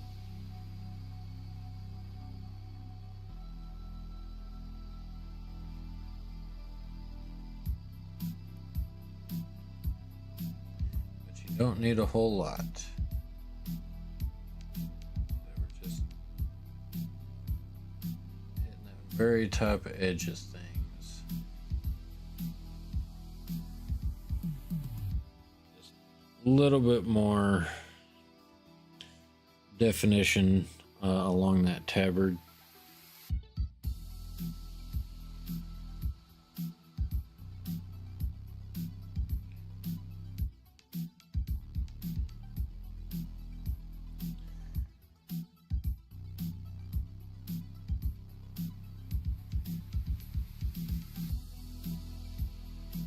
Try not to overpower our previous highlights.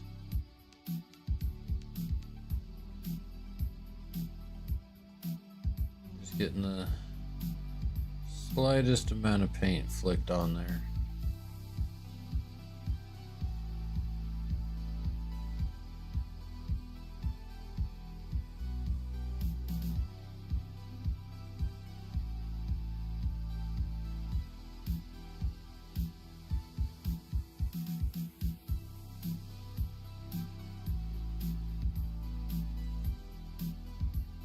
This is one of those things where it's one of the parts that takes quite a bit of patience and practice of, exactly how thin you have your paint thinned down, how much water's in your brush, can you actually get the paint flowing decently out of it.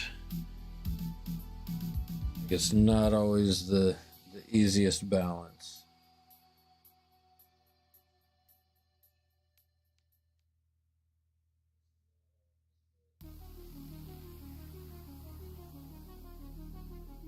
There we go.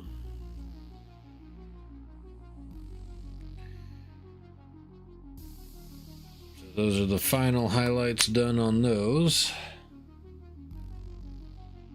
I thought I'd missed something when I was doing the tabards. But I said I've only done a couple of these guys. So going from the first one to the current one, I think they're coming along nicely.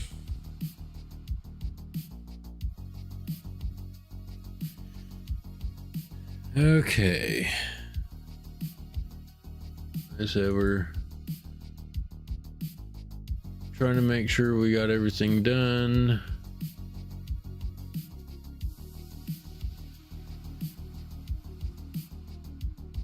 Oh, I did miss something else with the Sycorax bronze, so we have to dip back into that again because I forgot to highlight the belt pieces, like the buckles and the rings on the belt.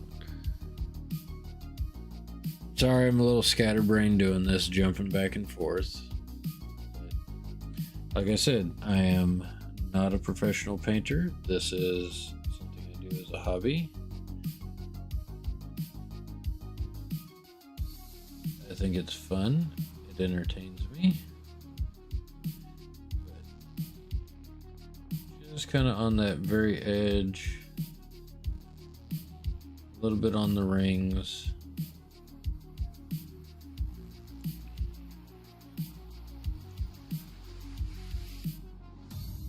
Along the edges at the end of the belt.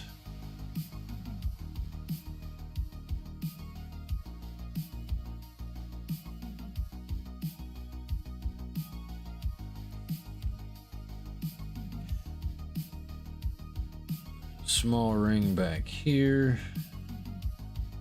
Get some.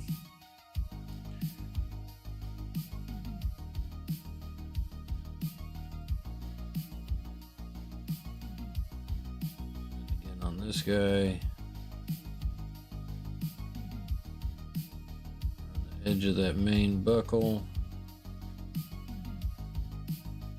top of that ring. Trying to keep this in frame for you so you can see what I'm doing.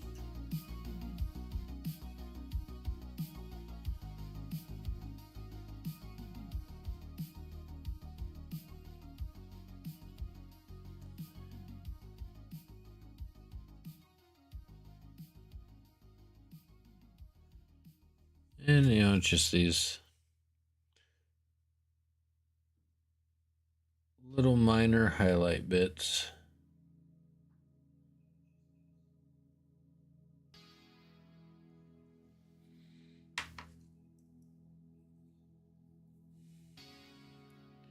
Get my super fine little dot right here.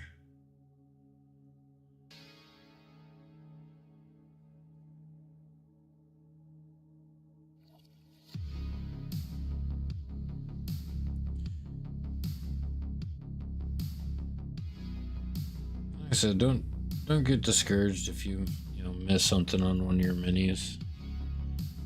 You got all your paint sitting right there. You can go back and touch them up.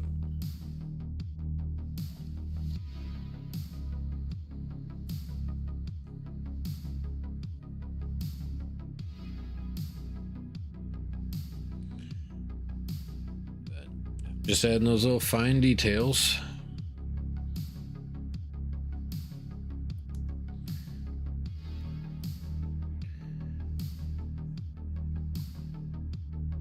All right, let's get these rinsed out real quick.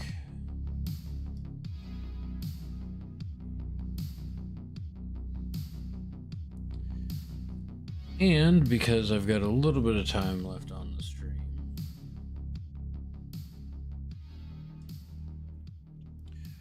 we're going to mess around with painting a small part for a future model that I'm going to be putting together, because I'm not quite ready for them for these guys yet.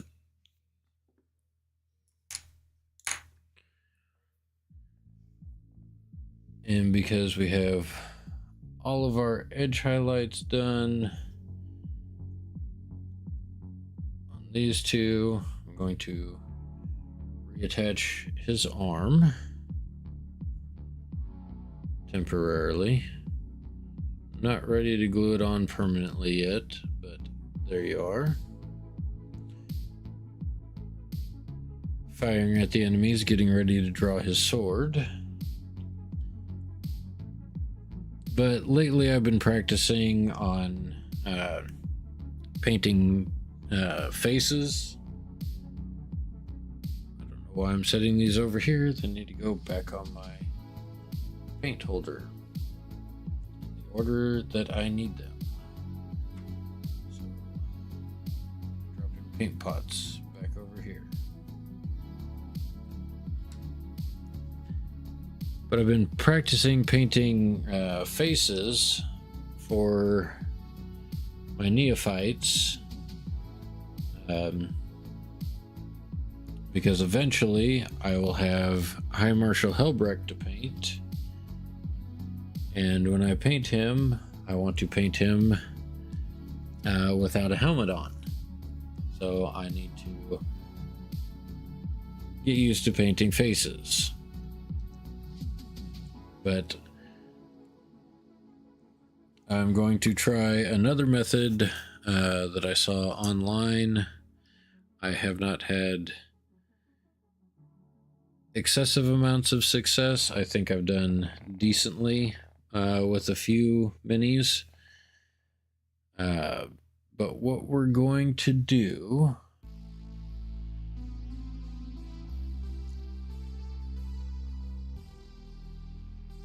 is we're going to try and paint another face real quick. And to do that, we're going to do another dark green Marine. If you're in the military or were in the military, you will understand that reference, particularly in the Marine Corps.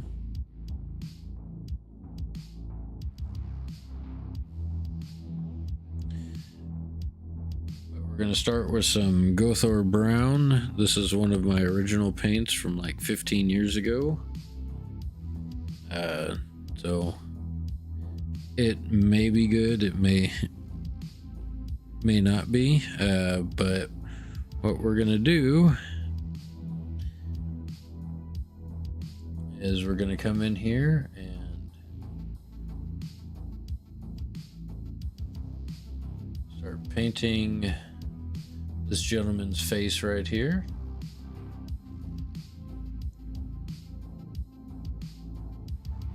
Make sure we don't flood the eyes with paint.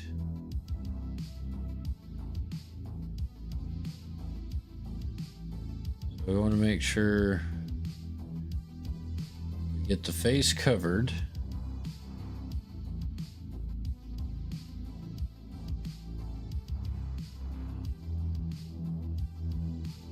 Kind of got a bit of a RoboCop look going on right now.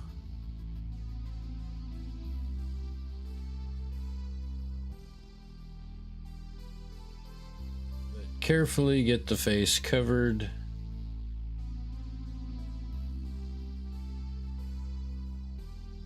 Using nicely thinned down paint so we don't get excessive amounts of brush strokes.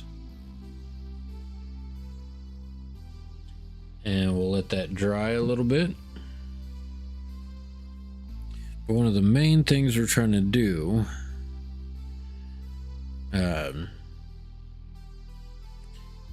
is, especially around the eye sockets, we're trying to make sure we get a good coverage of brown, because apparently that is a way to get good definition in the eyes, even if you're doing a lighter skin tone.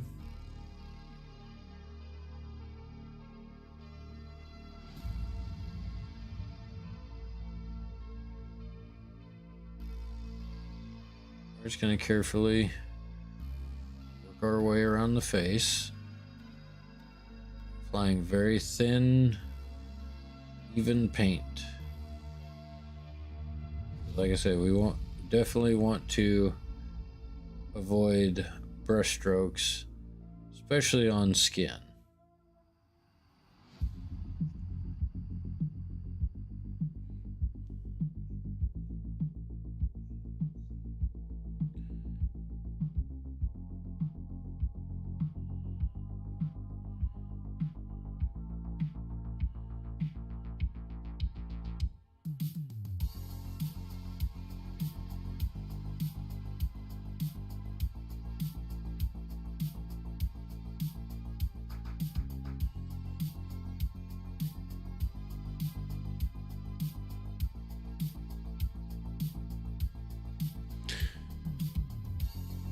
Also trying to make sure I don't have any gray coming through on this base layer.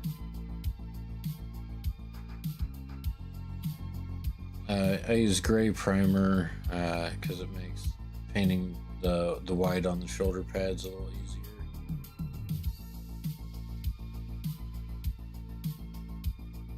But now that we've got full face covered, we're going to switch down to our detail brush.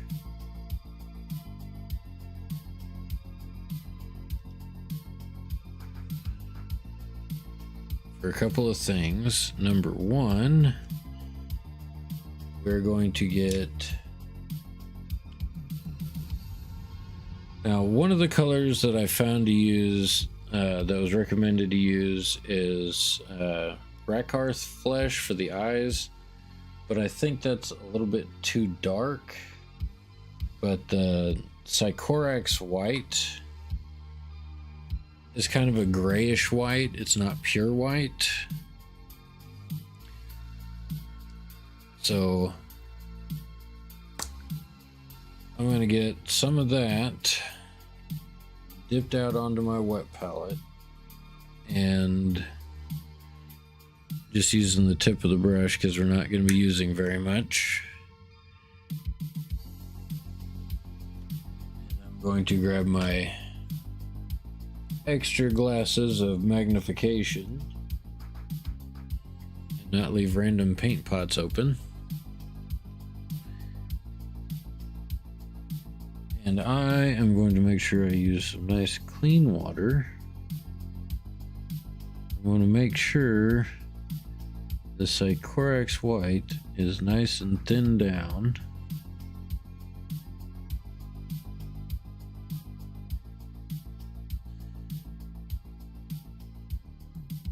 And try and make sure I have the tiniest point on my brush possible.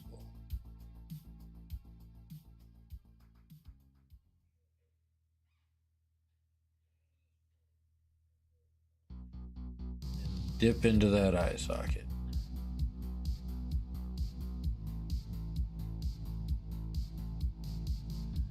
Hey, Helly Main, how are you doing tonight?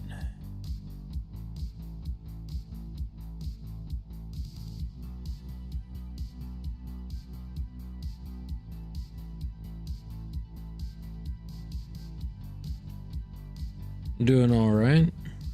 Just trying to paint itty bitty teeny tiny details on itty bitty teeny tiny faces.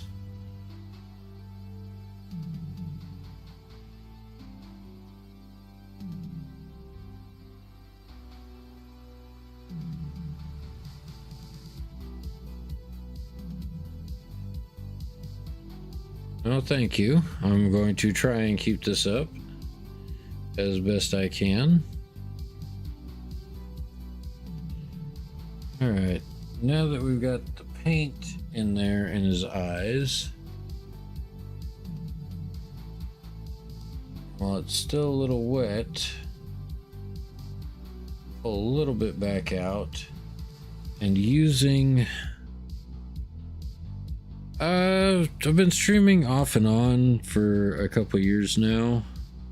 I haven't really stayed super consistent. I'm trying to get better about it.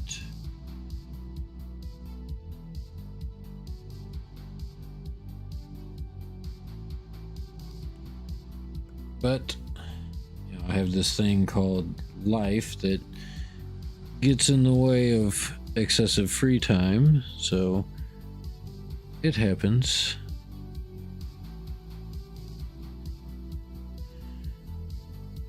Now we're going to get back in here.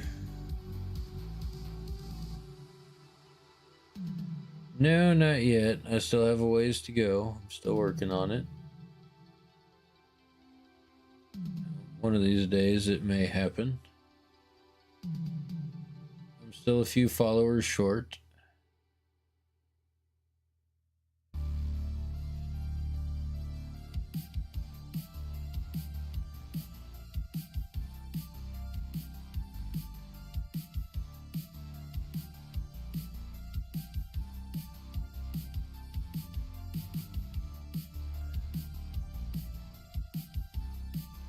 I mean, I've been trying to stream consistently, but like I said, I have real world obligations that I have to take care of.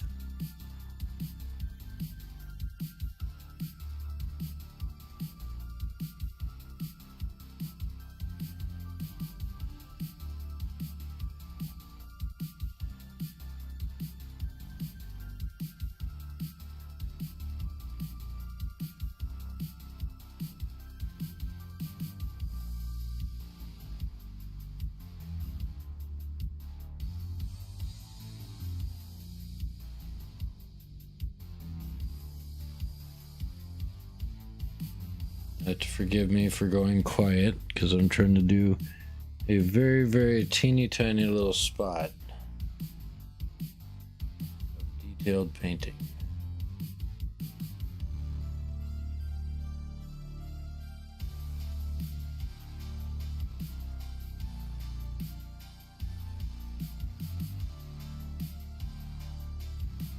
I mean, just kind of basically doing what I do. This is just a hobby. that I broadcast while I'm doing it.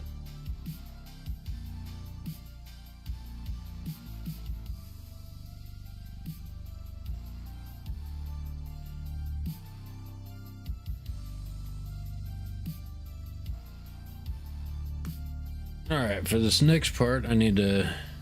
I mean, you can go ahead and share a suggestion, but if it involves me purchasing something on some other website, it's not going to happen.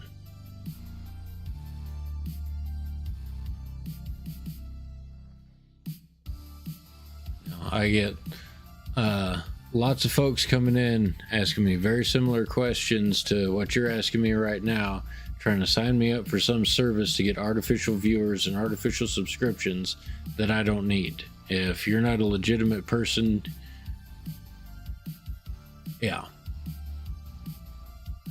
You just type this huge paragraph that isn't going to show up in my chat because, you know, it's recommending that I do something that probably doesn't matter.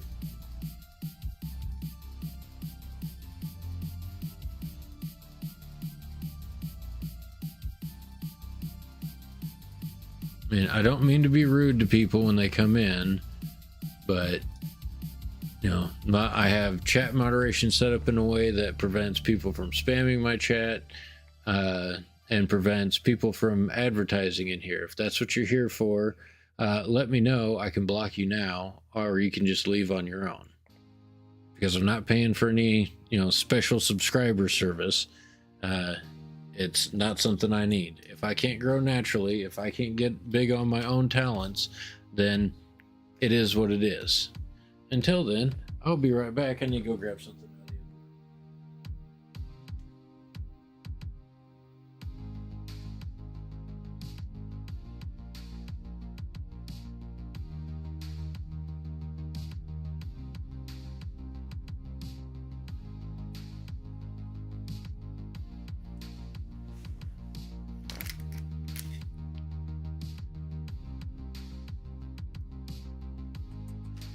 No, I'm not giving some service a trial. Because I guarantee that's what you just spammed my chat with.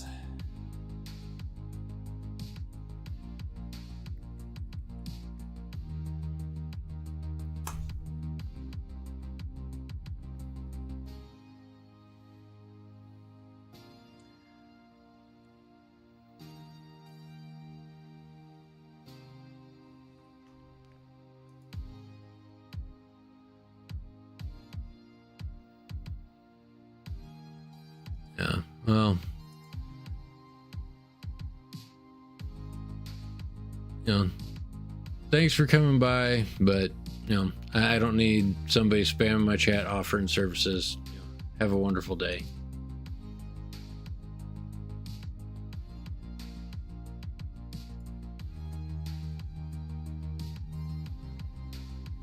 So all those messages from Hellymane are now gone.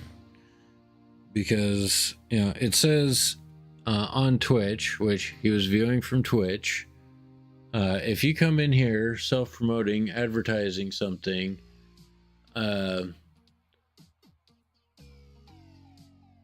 not going to pay attention to you. So he is now banned on Twitch. I mean, I suppose he could come over to YouTube and spam me over here. But that seems like a lot of effort for someone who already said, I'm not buying whatever snake oil you're selling. Back to my supervision. And one of the things I was told was you can do the eyes using a toothpick, and to do the eyes before you do the rest of your face.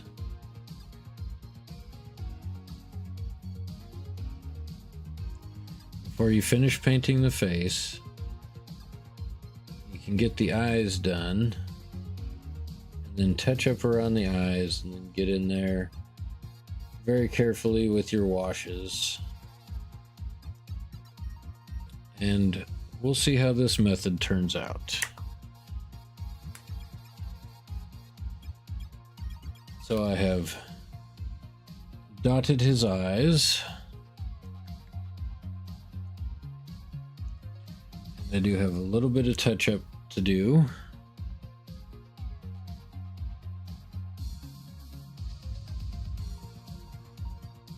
Around the under part of the eye. So let me get some paint back out. Let me thin it down. Paint and water, paint and water.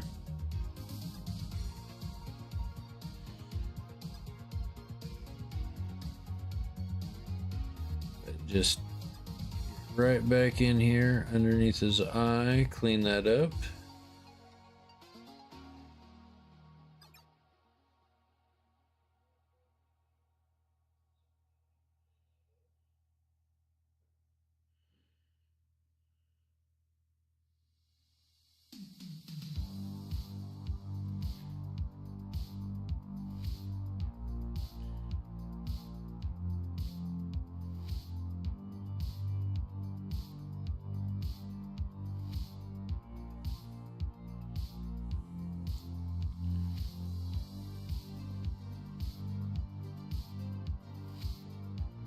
But yeah, like I was saying, you know, if you're coming in, you know, trying to market something for somebody else, I don't need you in my chat. I will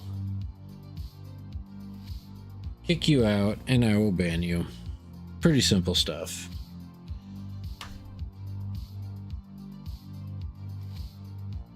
And I don't really like how the toothpick method worked.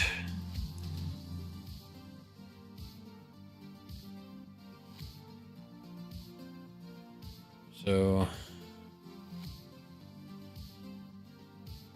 actually,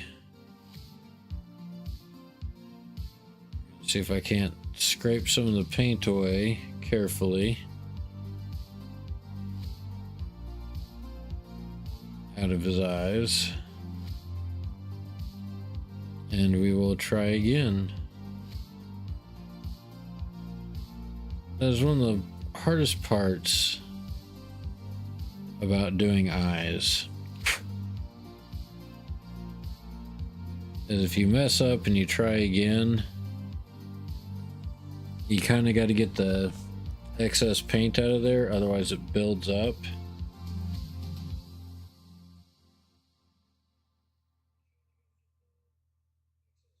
And then you end up with kind of goofy looking eyes.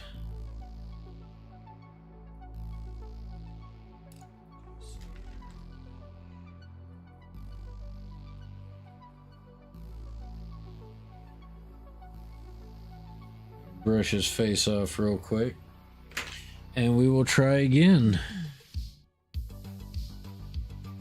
Make sure we got a nice clean brush. Grab some more of that really thin down Corax white.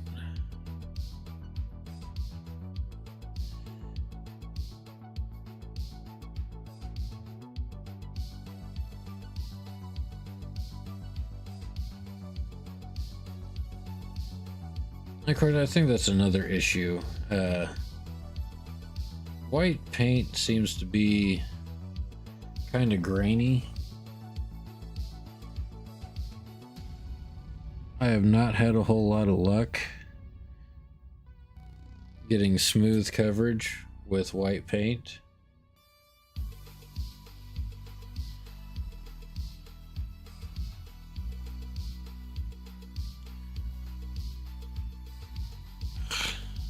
Certainly not having it tonight,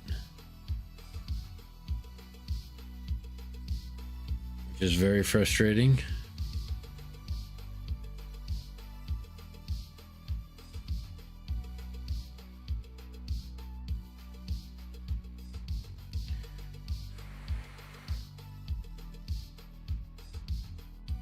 All right, so I've got the white back in the eye socket.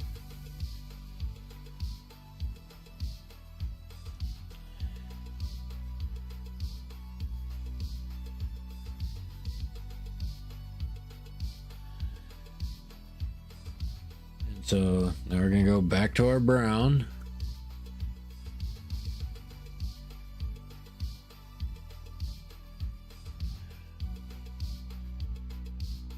Make sure it's nice and thinned down to get super fine lines. Make sure you don't have too much water in your brush.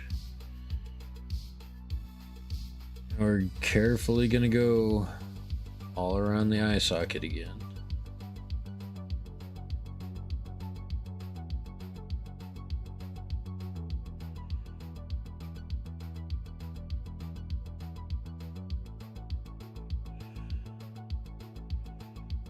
Trying to make sure we don't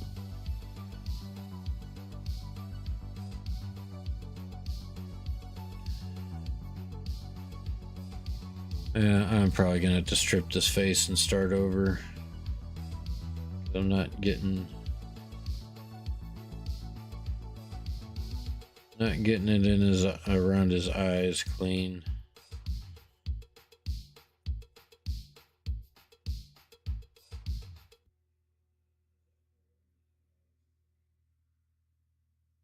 Yep, I'm gonna strip his face.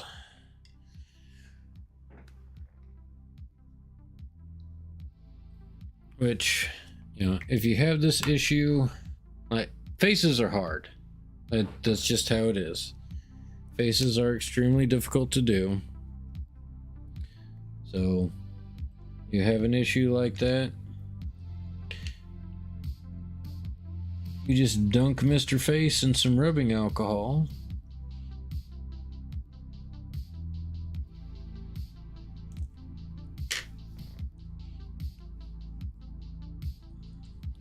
And the paint comes right off.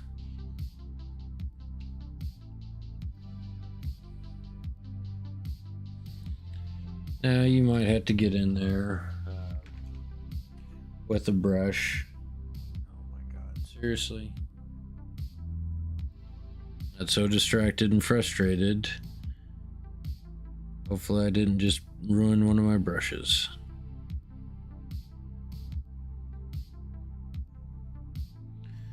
It should be fine.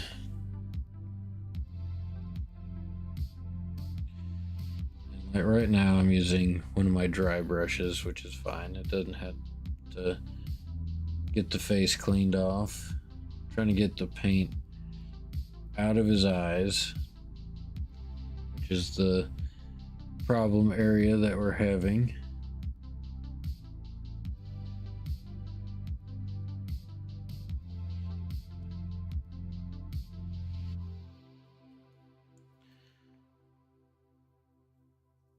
But faces are very hard to do. Like, I don't know, like these professional painters that do super detailed faces. Kudos to you. You're incredible for learning how to paint faces. The rest of us plebs struggle every day.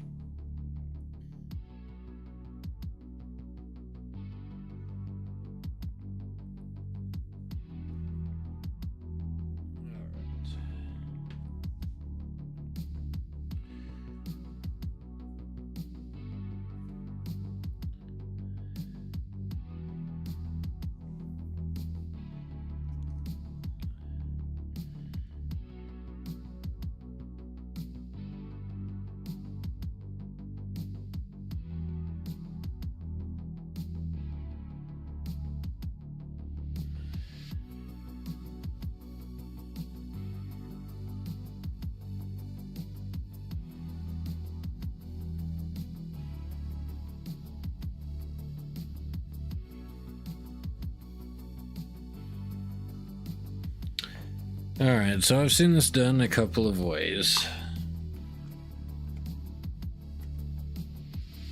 One says paint the skin first, one says only paint into the eye first.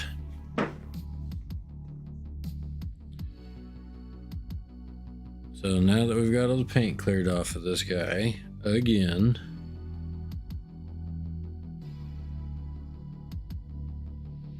we'll grab a tiny amount of white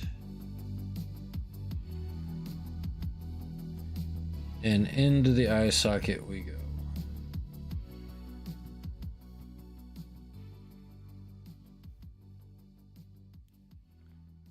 And as I said, white is the most frustrating color to paint with. It always seems like it gets dry and chunky super fast.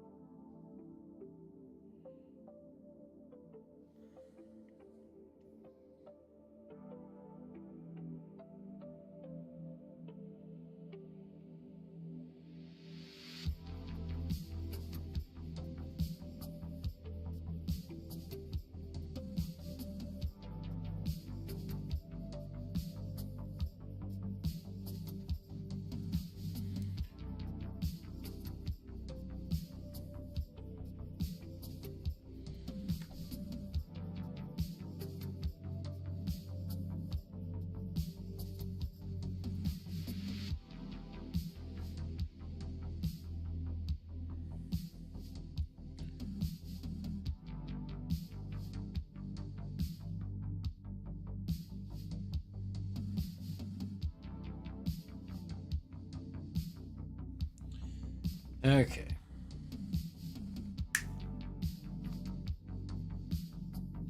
So I got the whites of the eyes done.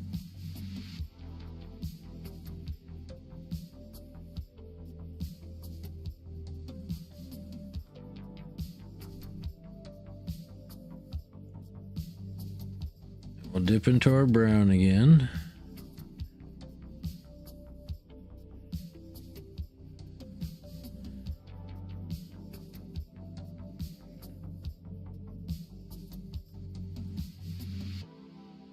Make sure we have enough paint to work with.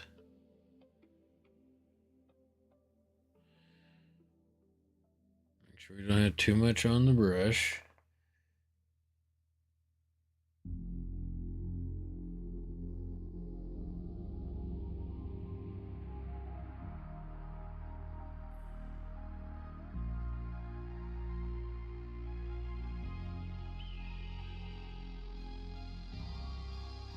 Turn it very carefully.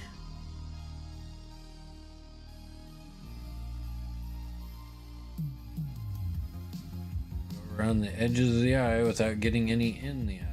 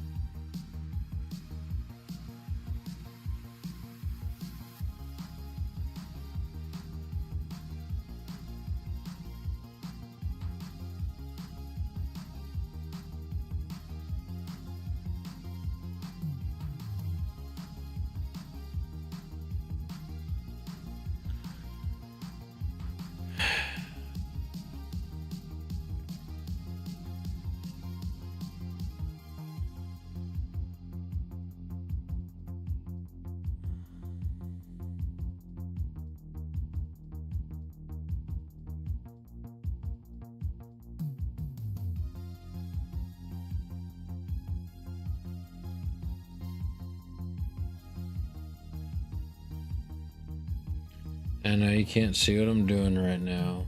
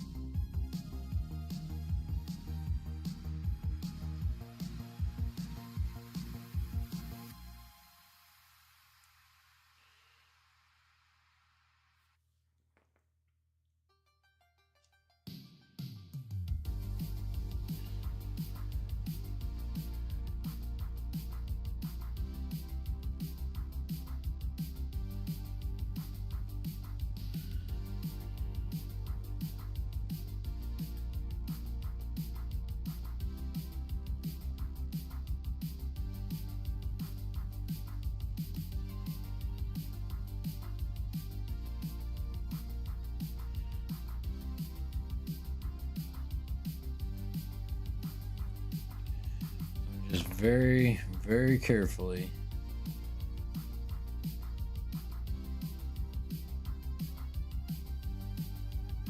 Get the white of that eye filled in. I think I finally got that one to stick.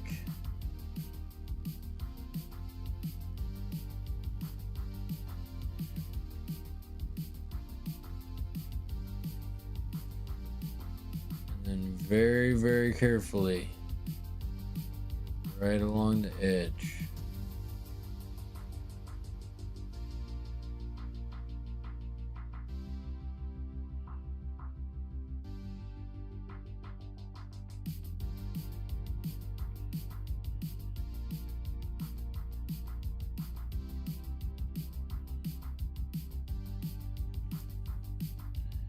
I got one little spot here on one of the eyes. I don't know if it's a glob of paint or what. I'm trying to get it smoothed out.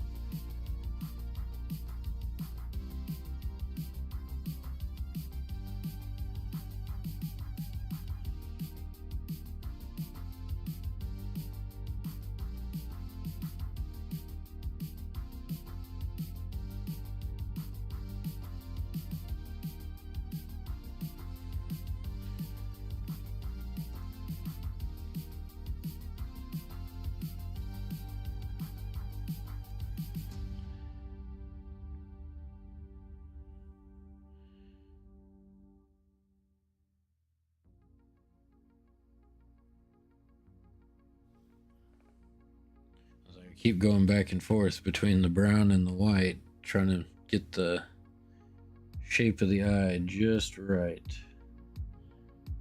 Because it keeps wanting to fight me.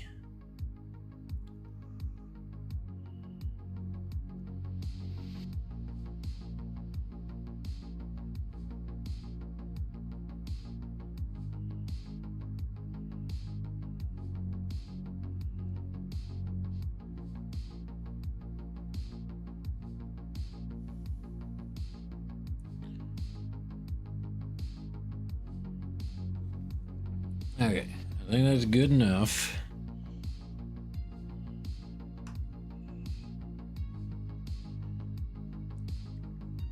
And for the pupils, I know people use black, but it don't, to me, it doesn't look supernatural when people paint the iris black.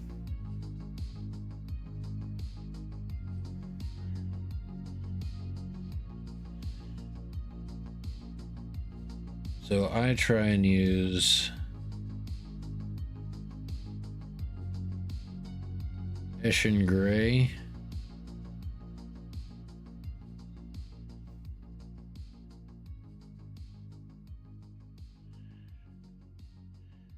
Just because it gives, you know, a little bit of a different, little bit of a softer pupil.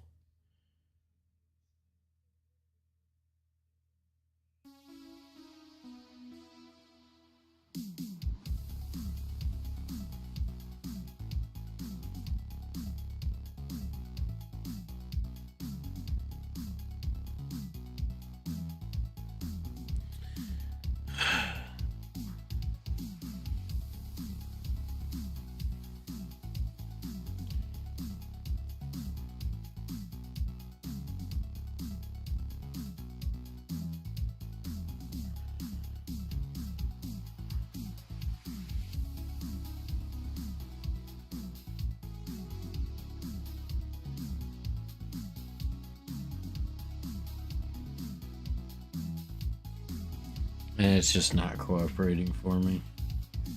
It is super frustrating.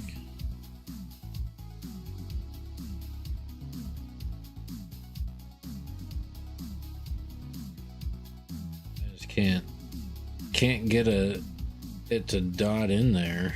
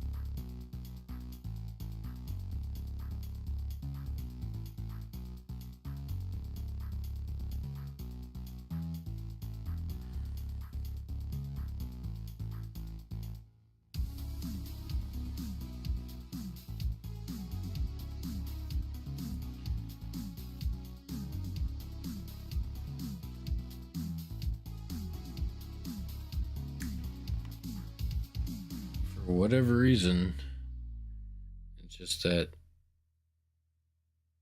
the little dot of paint that I need refuses to come off the end of my brush.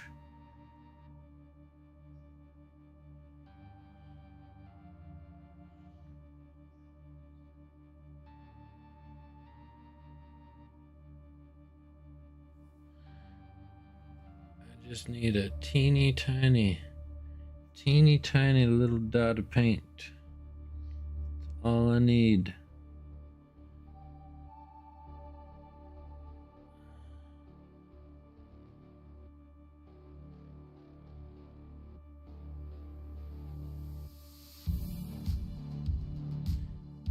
And it refuses to do it.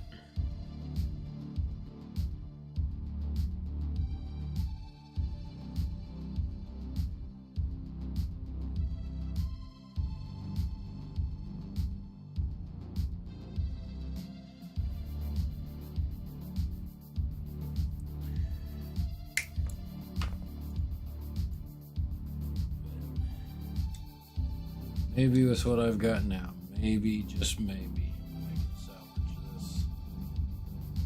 Just maybe.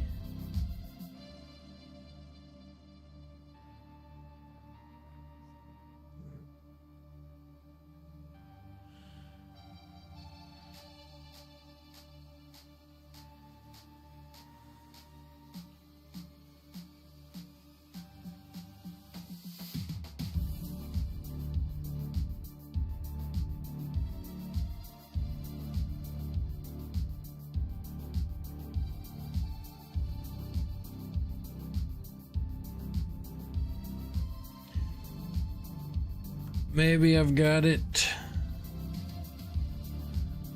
Give me some good vibes, Chet. Some good vibes.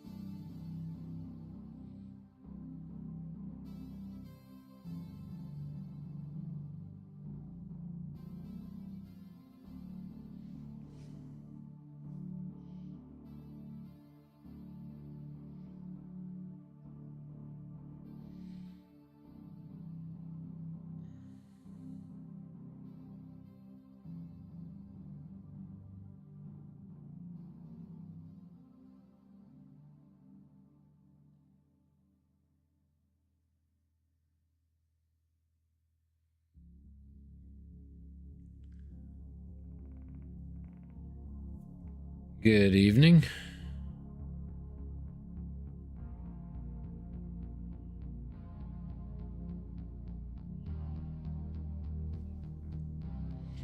Unfortunately, you kind of caught me right at the end of my stream.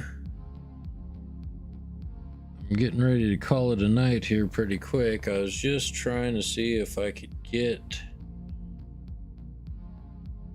some eyes done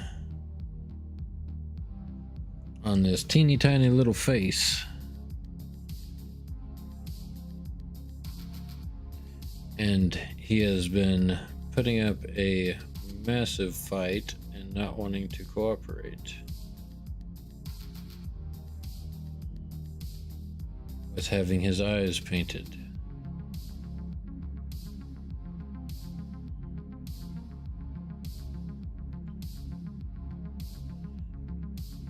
But I think that will work.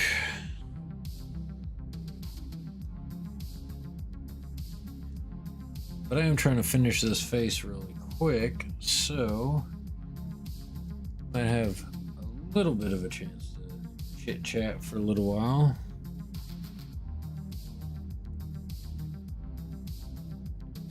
Before completely shutting down the stream. Normally end at 10 o'clock, but because I'm trying to get this face done, I'm making the executive decision to slightly extend the stream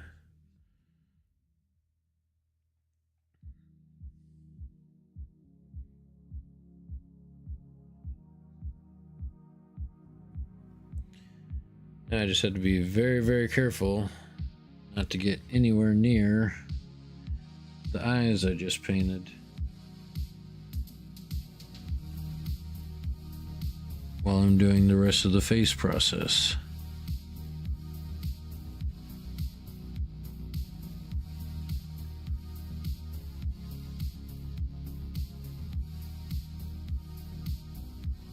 I've already had to strip this guy down once.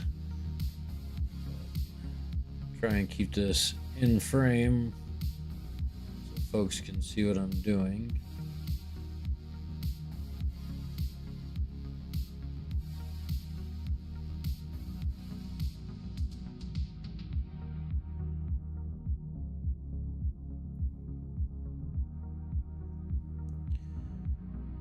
But just using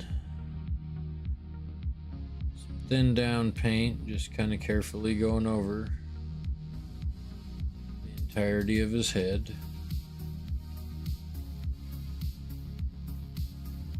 So you want to keep the paint fairly thin down, even if you have to go over a couple of times. Get coverage on everything. Trying to keep the skin fairly smooth.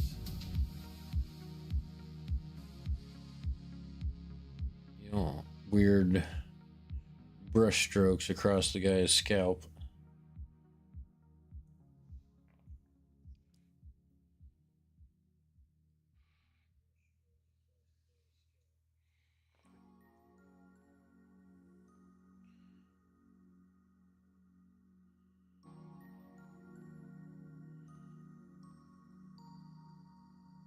Like I said, we're trying to finish this face up. Because normally it don't take that long. Try and get back in screen where you can see what I'm doing. And I've got like all the extra details around the head to get. But we're just trying to get the face done.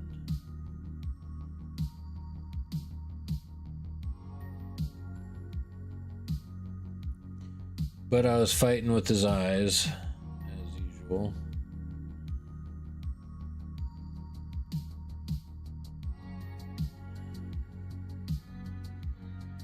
Okay, so that's a good base coat of paint on his face. Now we will very, very carefully, to avoid the eyes, gonna switch over to some Agrax Earthshade and do a wash across the face.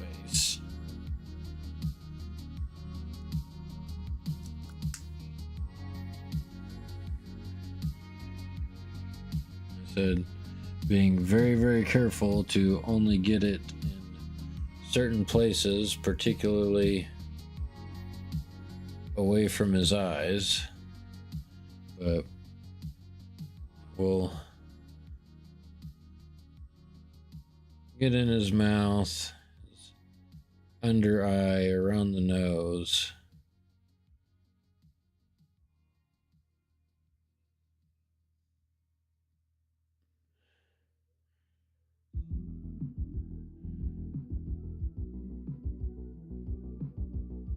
Right along that brow ridge.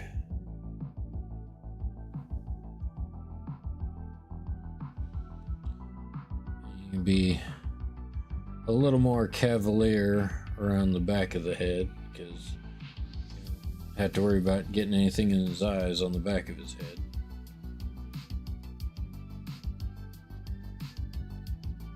But we just struggled quite a bit trying to get those eyes done.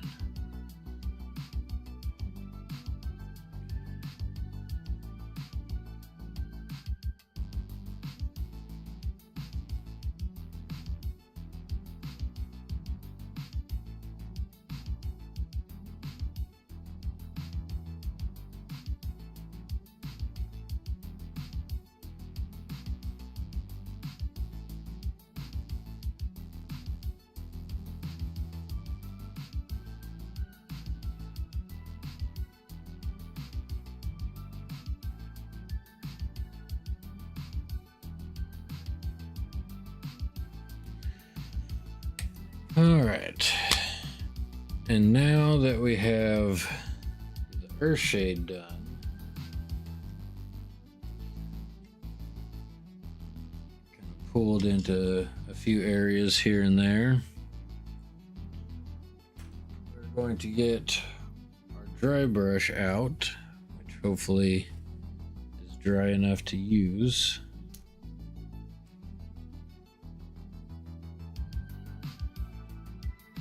And we're going to go back into our original color.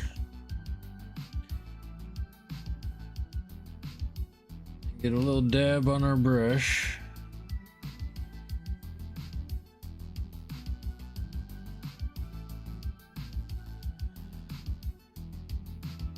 And make sure we're only brushing off a tiny amount.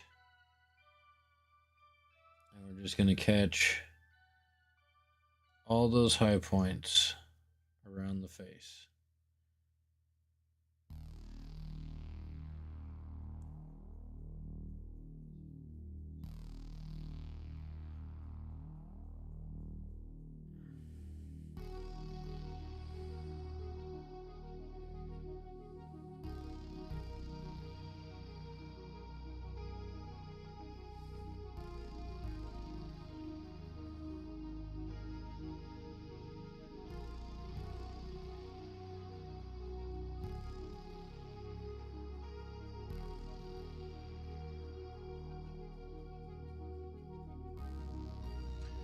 All right, and there we have it.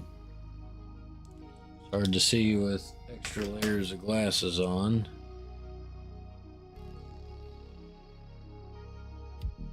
But I think we have a face that we can work with on that one. Well,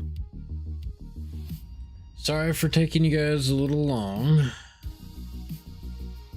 But I really wanted to get a face done with good eyes. So we're gonna wrap it up there. I got some brush maintenance to do that I'll take care of off stream. But until next time, we will see y'all later. Have a good night.